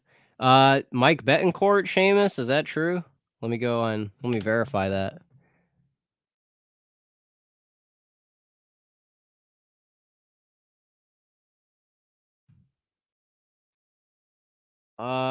No, this doesn't look no, this doesn't look I don't think that's the right one.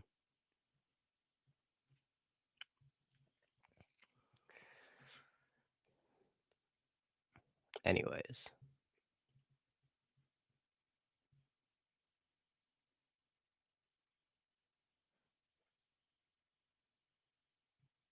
Webkins, what is that? Is that like Neopets? Webkins.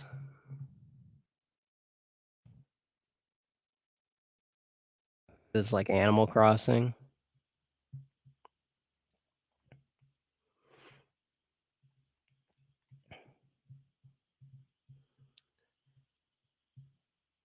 Yeah, I'm thinking we're back. I'm thinking we are so back. Okay, Seamus. All right, fair enough. Fair enough.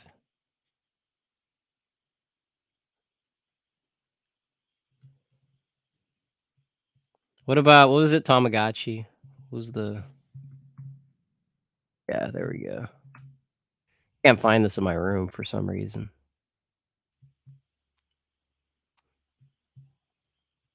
Yo, bass guitarist, let's go. We are so back. Bass guitarist in chat.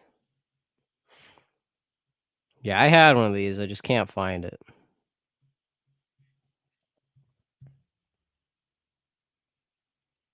Oh man, the default character. This is like little Big Planet. It's a throwback. Man. Yeah, we are. It's called. We do a little nostalgia. The Pac-Man one. Very cool. Very cool.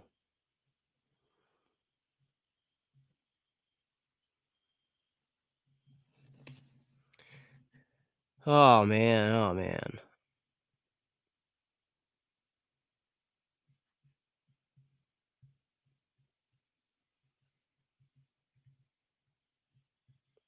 Got a little sidetracked.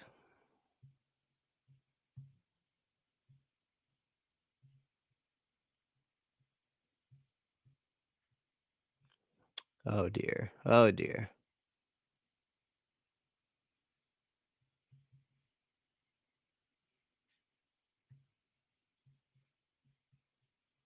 Oh dear. Oh dear.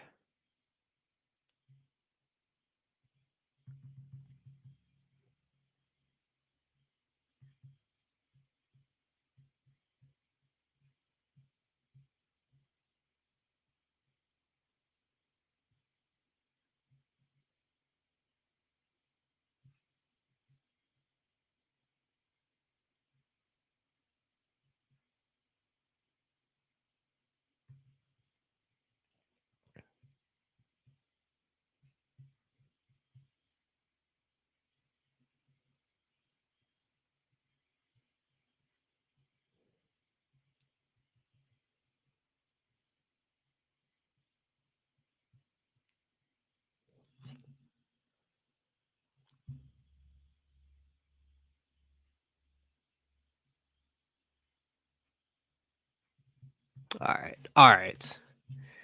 What do we got here? What do we got?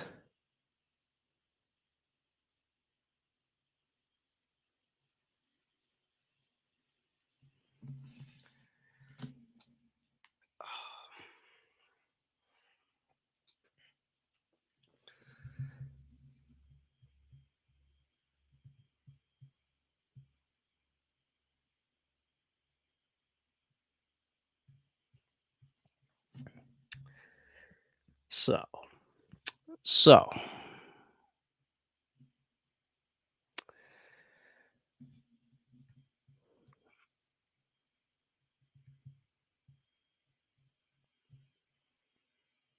well,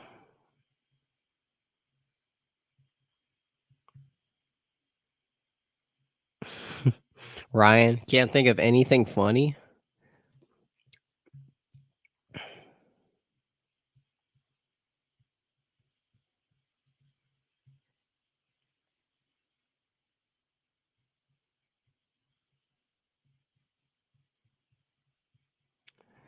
All right. All right.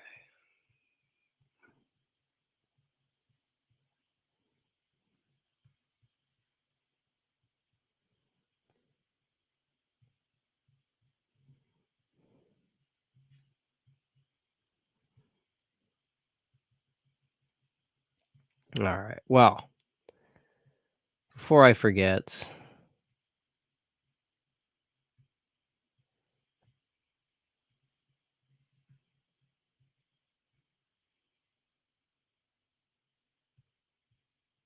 oh my goodness.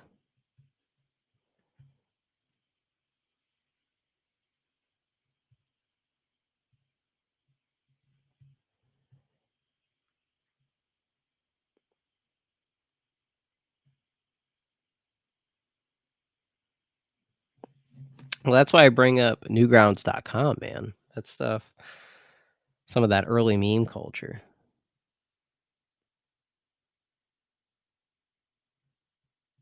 Yeah, I don't know, Danielle. I think this might have been the worst time to tune in because I think we just ran out of material. Um, Let me find our Discord.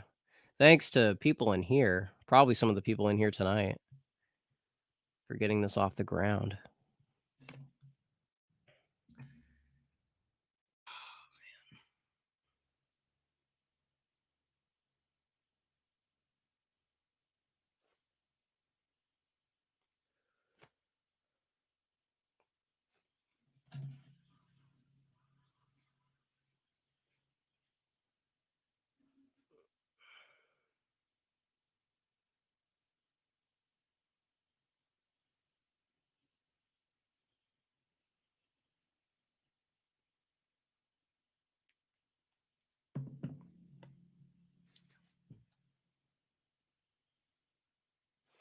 Yeah, so moving forward, some content as the semester winds down, finals get completed.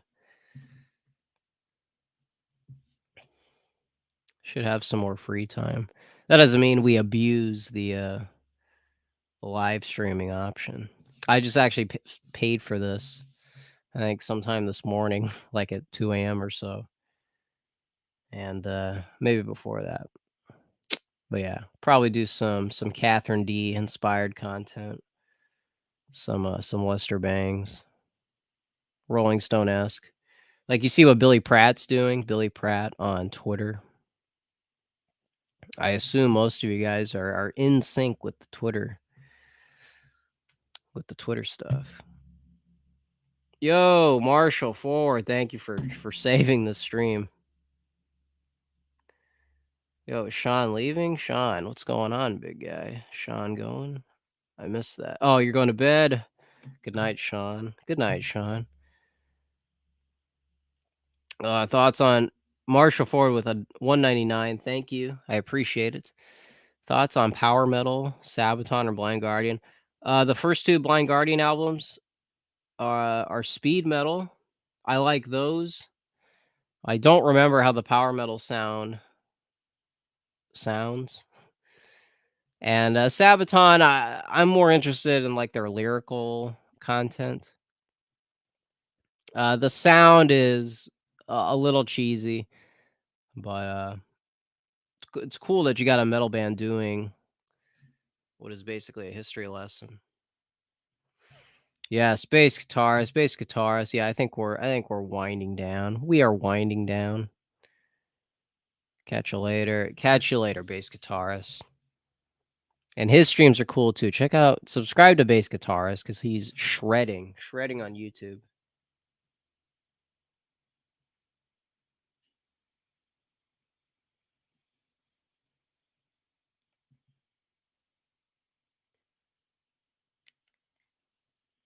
Oh my goodness.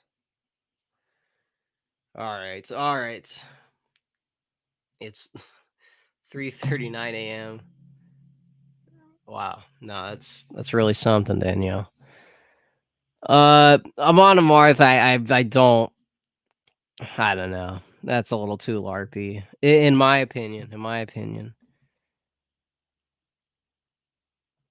Interesting. Interesting.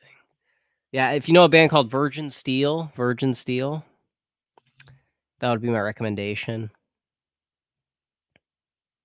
Starting with the album Noble Savage, and then nah, Ryan. I don't. Ryan, not a fan, not a fan. And that's one of those bands that got, like, propped up by metal outlets. It's just like it's the Greta Van Fleet of metal. It's like, what am I supposed to do with that? What is the time zone of this channel? It's Zoomer time zone, so that's why I was late. Excuse me. And maybe that's just my maybe that's just my time zone.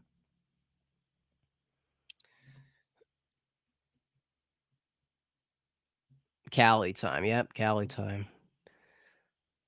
That's right. McIntyre did an interview with Judicator. I don't know that band. I was surprised, but I was just happy to see him talking to metal guys. Add trivia. See, Trivium, it's very modern. It's a very modern. I don't know. I don't want that to sound. It's just it's the nuclear blast side of metal. You know what I mean? That's just one side of it. Um, Old school Pantera. Yeah, the some of the glams Pantera albums not too bad. How about this? How about this? You guys know this band? Check out this. If you're listening to that stuff, this will resonate, I think. Tourniquet. It's thrash.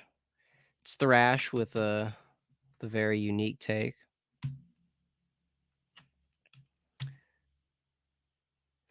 on that interviews girls channel. Are you talking about Alex? Alex something, the blondie. Vulgar display of power. Yeah, yeah, vulgar display. I don't know. That might be third favorite overall.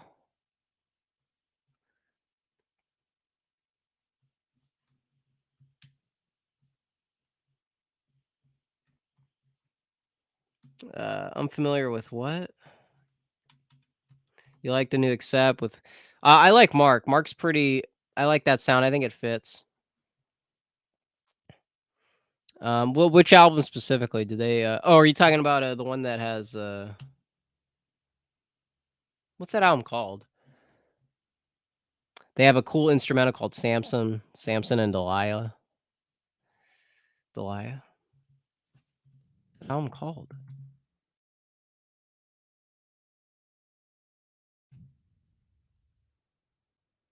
Too Mean to Die. Too Mean to Die. That's another all you guys recommending metal in the chat? Too Mean to Die. There's your recommendation.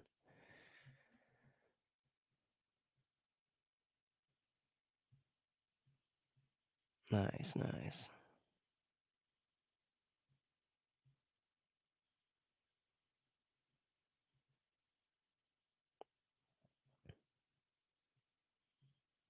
Far Beyond Driven. What's that weird song? Friends and a Bottle of Pills. Very, very weird, strange that made the cut. Why would that be there? Lady, have you ever seen the Broadway Australia? I know there's that Nicole Kidman movie.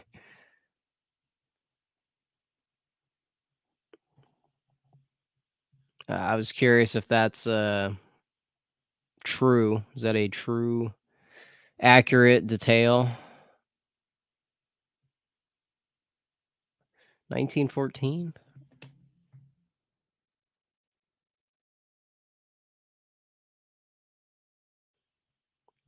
Oh, is that one of those edgy bands? It's a play on Ted Nugent song. Yeah, yeah, it's well, yeah, that's the reference, but I'm talking about the song itself. This just I don't even know what you call that. Yeah, most regular people. Yo, let's go, Ryan. Let's go.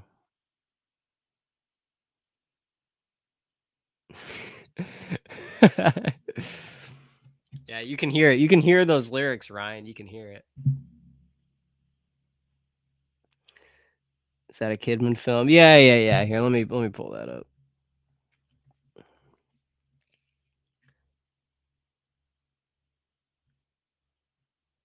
One sec. Well, I almost closed the tab. What was I looking up? Australia. It's like this romantic thing. Oh, this is the guy who's gonna make the Elvis movie. He's gonna make the Elvis movie.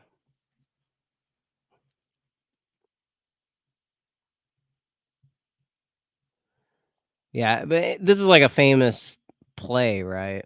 It's like, what is it, Moulin Rouge or whatever. I think, this guy did that too. Yeah, Moulin Rouge, and, this movie about Elvis, which seems like I don't see many people hyping. People should check this out. This looks pretty cool. If you've seen Walk the Line with the Johnny Cash movie, looks like it's on that level. Did he do The Great Gatsby? Are you serious? What the freaking heck? Wow. That's the last movie he did? That's weird. Look at that gap.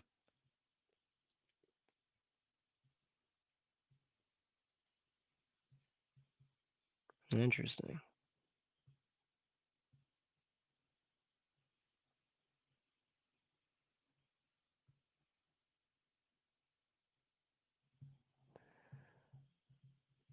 Anyways,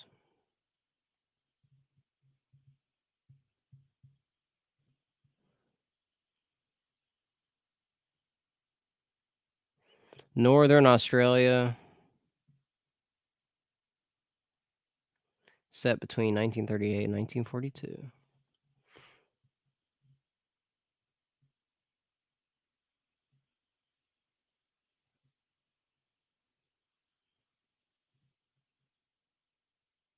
What did I say? Wait, Seamus, what did I say?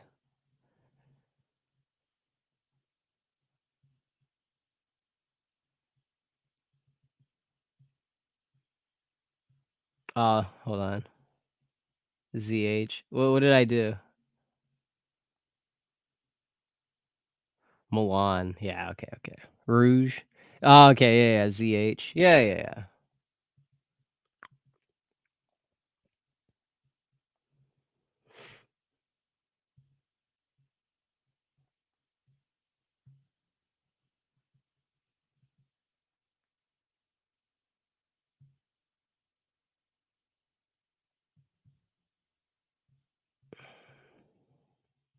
Okay. Half the chat is just telling me how to say it. Excuse me. It's not my I don't know what that is.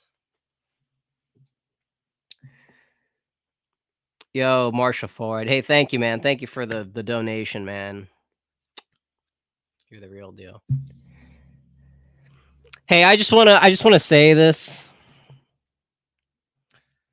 not just because we got not just because it's a Zoomer thing, not just because I'm sympathetic. I want everyone in here to get an exclusive hearing on this.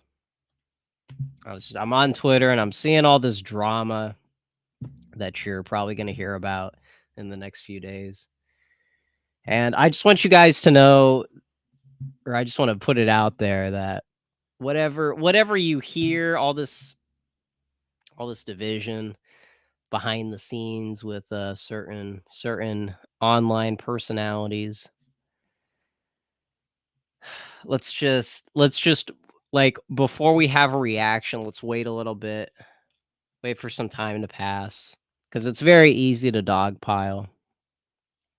And I'm seeing some statements, I'm seeing some reactions, and I haven't heard all the details, but it's all over my Twitter. And listen,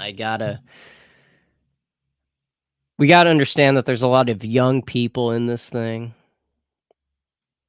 and all the people involved seem to not the people reacting to it. I don't know their age, but seems like all the people involved are are a bit of I you know I don't know. I don't how do I say this? Seeing a lot of stuff in, in Nick's neck of the woods in the, AF sphere, and it's look, there's a lot of, I would just encourage people to just wait a few days before, reaching a conclusion. And I know that sounds biased. That's coming from a place of sympathy, but, anyways. Oh, you're probably gonna hear about it on Telegram, I'm sure. The fact that this happened Friday night. Yeah, you'll hear about it.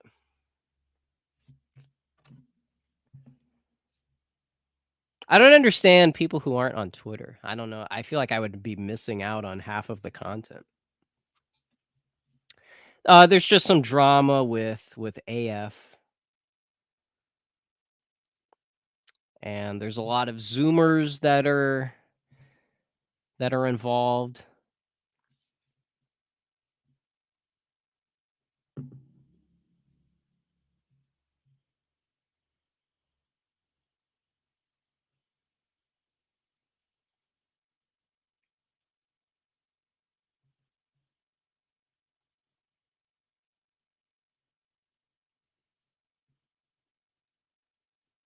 Oh man,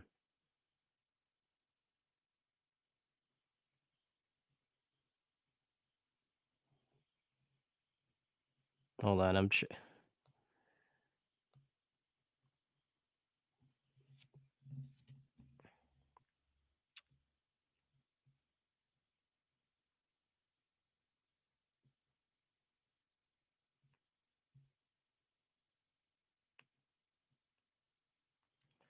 So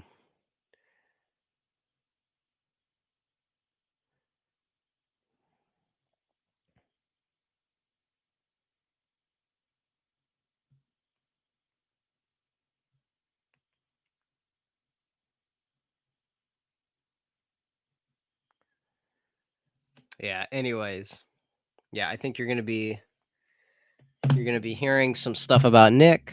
You're gonna be hearing some stuff about AF and the Zoomer dilemma that is happening. But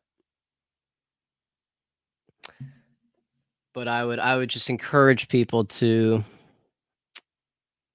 wait a few days before reaching a conclusion.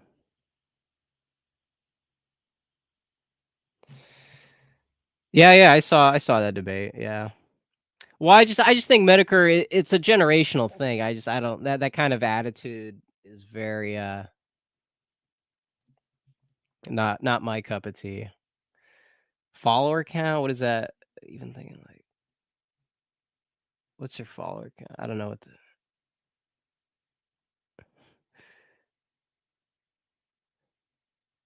the follower count. I don't know what you mean like Twitter, I think it shows, right, on the YouTube channel. Yeah.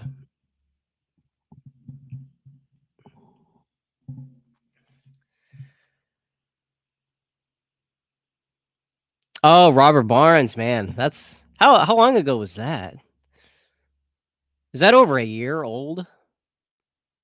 Or was that last summer? Yeah. Well, that's just the two different sides of, conservatism. Someone is really trapped in the Sean Hannity foreign policy. Last October, man. I remember my I remember because well, I had known these guys for a while by then, but yeah, I remember people were talking about the chair, the infamous chair pose, which is honestly a power move. That's one thing I gotta give to Barnes. Yeah. Yeah, no. So, Nick's on a trajectory right now, but I think there's still a lot to come that could, surprise people, so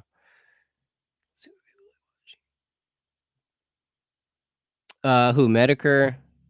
Yeah, well, the thing about yeah, it is kind of easy. It's kind of an easy little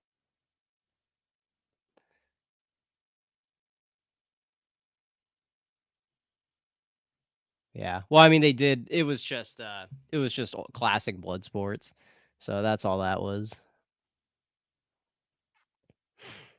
But, uh but yeah. No, it's that's interesting. That's interesting, Brotherhood.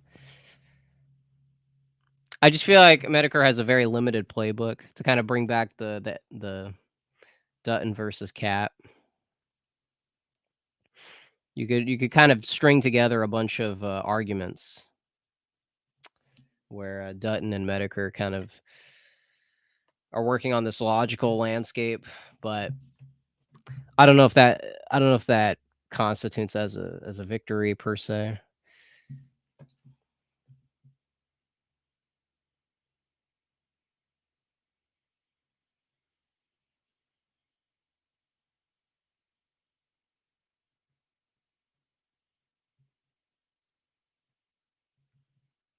Interesting, interesting.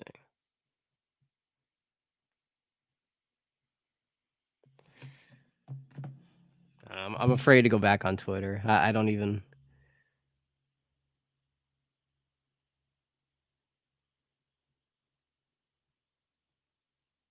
Oh man, oh man.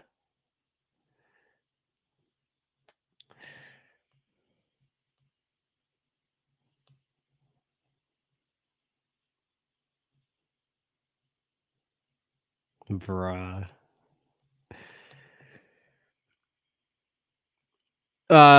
Well, yeah, I mean that's what it was though, David. That's what the thing on Cozy was all about.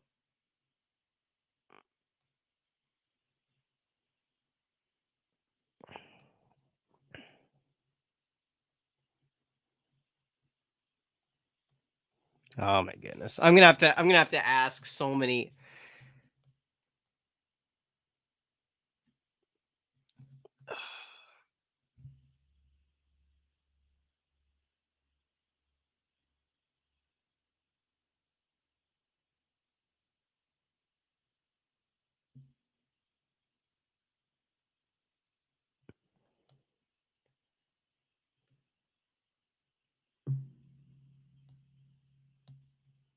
Oh my goodness.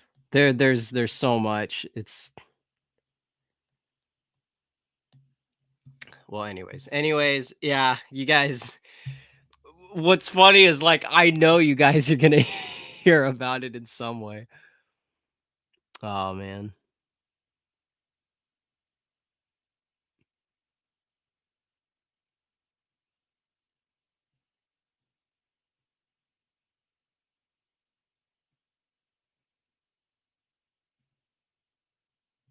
interesting, interesting.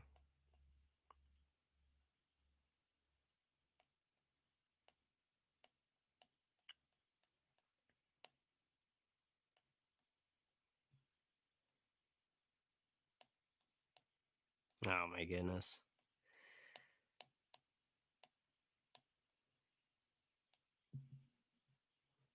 I do like the AA talking about. No, no, no, no, no, no. Okay, yeah, Ryan. Yeah, Ryan. Yeah. Oh my goodness.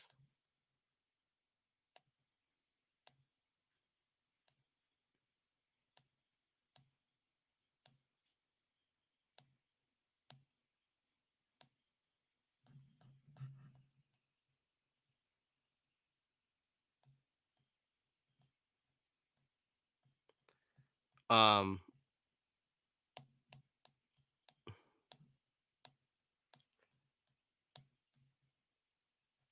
Anyways, to end on a more positive note,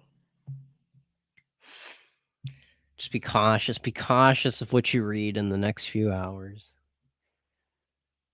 because as of right now, both sides haven't responded, so and there was a similar situation at the beginning of 2021, so but anyways, it is interesting to see AA, bring the red letter media dynamic into the political Twitter space. That's not something I expected. I know me and Oros kinda joke around about the right wing red letter media pipeline. I don't know, maybe that is real, who knows? But anyways, I think that's I'm gonna have to check out what's going on. I'm gonna have to talk to I'm gonna have to, like, call some people. Oh, man.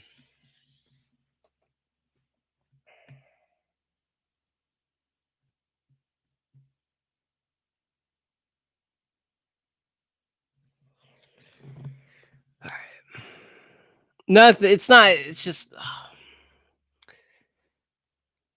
I'm gonna see people picking sides. I can't believe none of you guys are on Twitter. You guys really can't Nah, no, Ryan. No, that's definitely not true after today.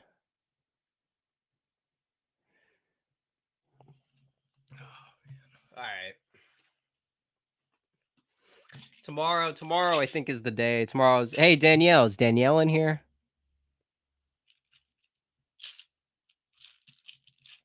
Exactly. Think about that. That comment that lady just wrote, just keep that in mind. Just keep that in mind for the next few days. Think about that. I got Charlemagne.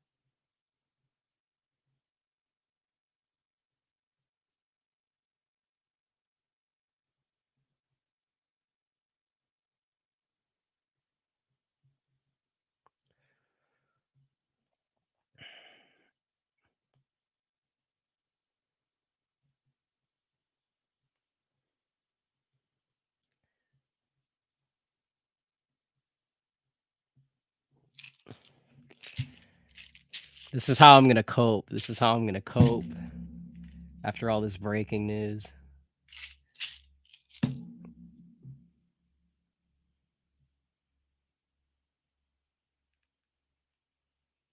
Man. Yeah, David, exactly. It's very partisan driven.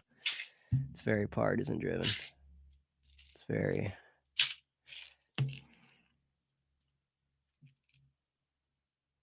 So keep that in mind. So keep that in mind in the next few minutes. Keep that in mind in the next few days.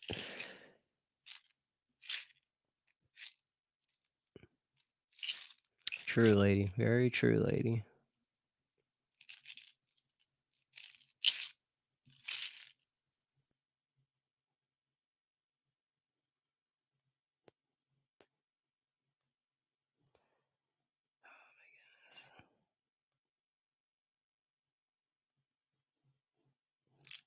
All right. No one is. I like that, David. Or no, Ryan. Yes, exactly.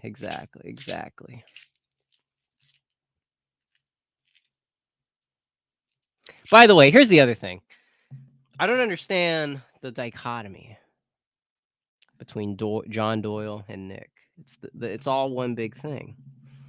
If anything, Doyle is the DeSantis to Nick's Trump, which is very ironic. That's Grok. Credit where credit is due. Grok tweeted that out. But they're dependent on one another.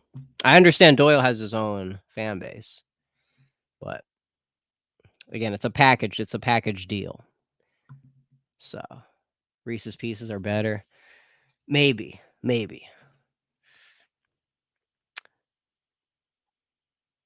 Somebody got me white Reese's peanut butter cups, and I wasn't there to pick it up, unfortunately. That's right, the Dutton interview, the infamous Dutton interview. Hello, hello, hello. Yeah, good times, man, good times.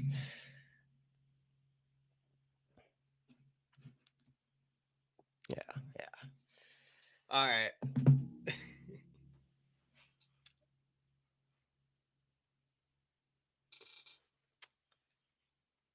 I'm waiting for updates. I'm waiting for I mean, it's not exclusive. It's okay, okay. Yeah, okay, Ryan, okay. Yeah, just be careful. I'm just saying be careful with all these statements that are going out there.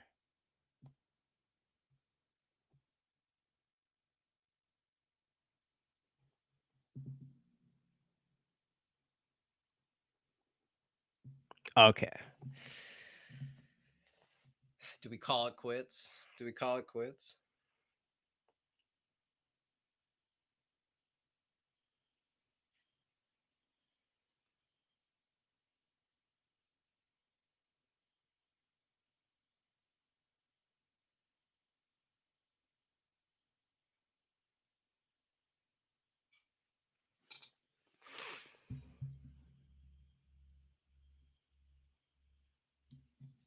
Take the shine.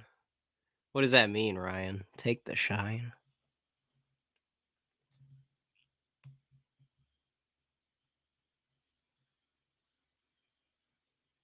Okay. All right. Oh my goodness.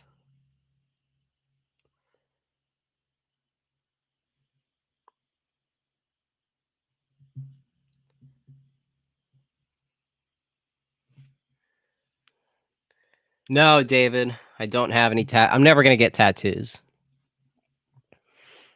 Not to be antagonizing. I don't want tattoos.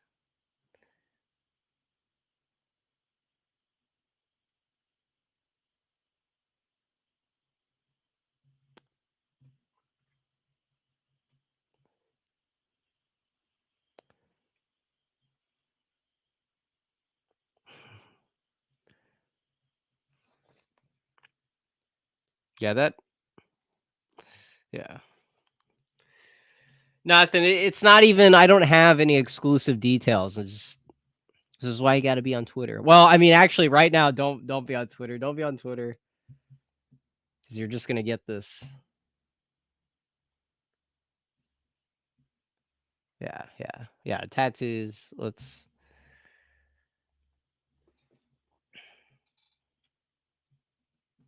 does the Bible say anything about tattoos?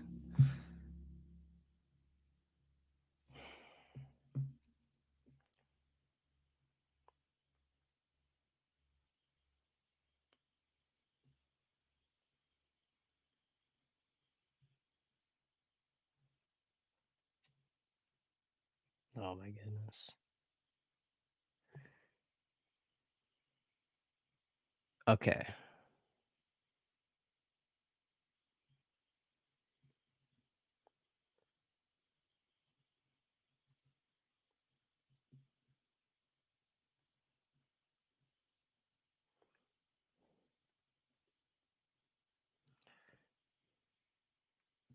Is the No, no, Brotherhood, I hope that's not no, this just dropped on me. This just dropped on me. Oh my goodness, hold on. Wait a second. Hold on, hold on.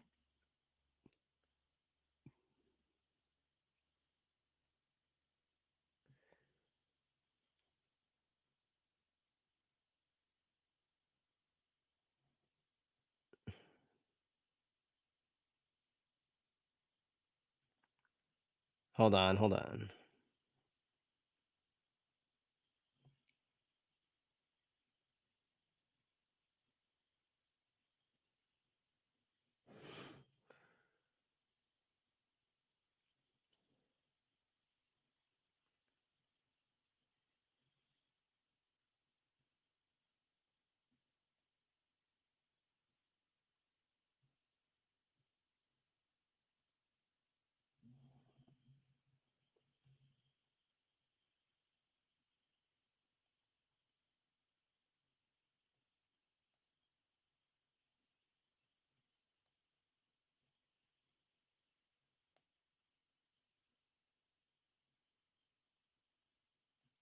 Okay.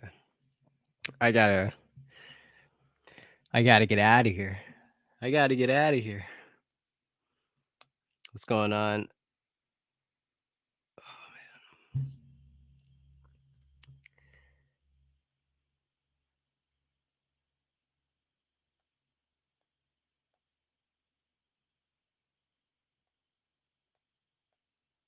Just all right.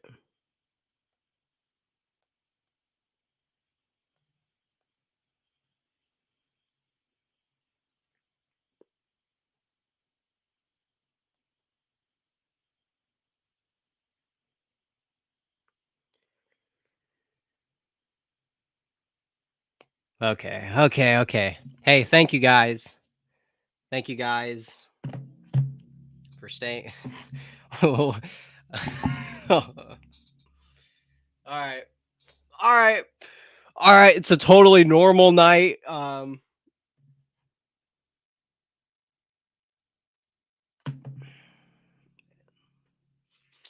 right. Totally normal night. Um, lots of lots of something. I don't know. So thank you guys for tuning in. I might be back tomorrow so I can eat these. Um, what else? What else?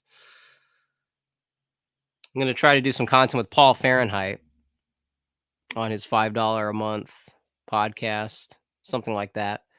So thank you guys. Thank you, Record Deepness. Thank you, Brotherhood of Nod, Ryan Young, Lady, more like Dame, more like Dame. Yes, exactly, Ryan. Exactly, Ryan. You guys remember, you guys said a lot of great stuff in this latter half of the chat. So just keep that in mind. Keep that in mind. Go outside, well, everyone. Yes. Thank you guys. Thank you, everyone. All right. All right. Keep well. Yes, everybody keep well. Enjoy your weekend. And I'll see you guys next time.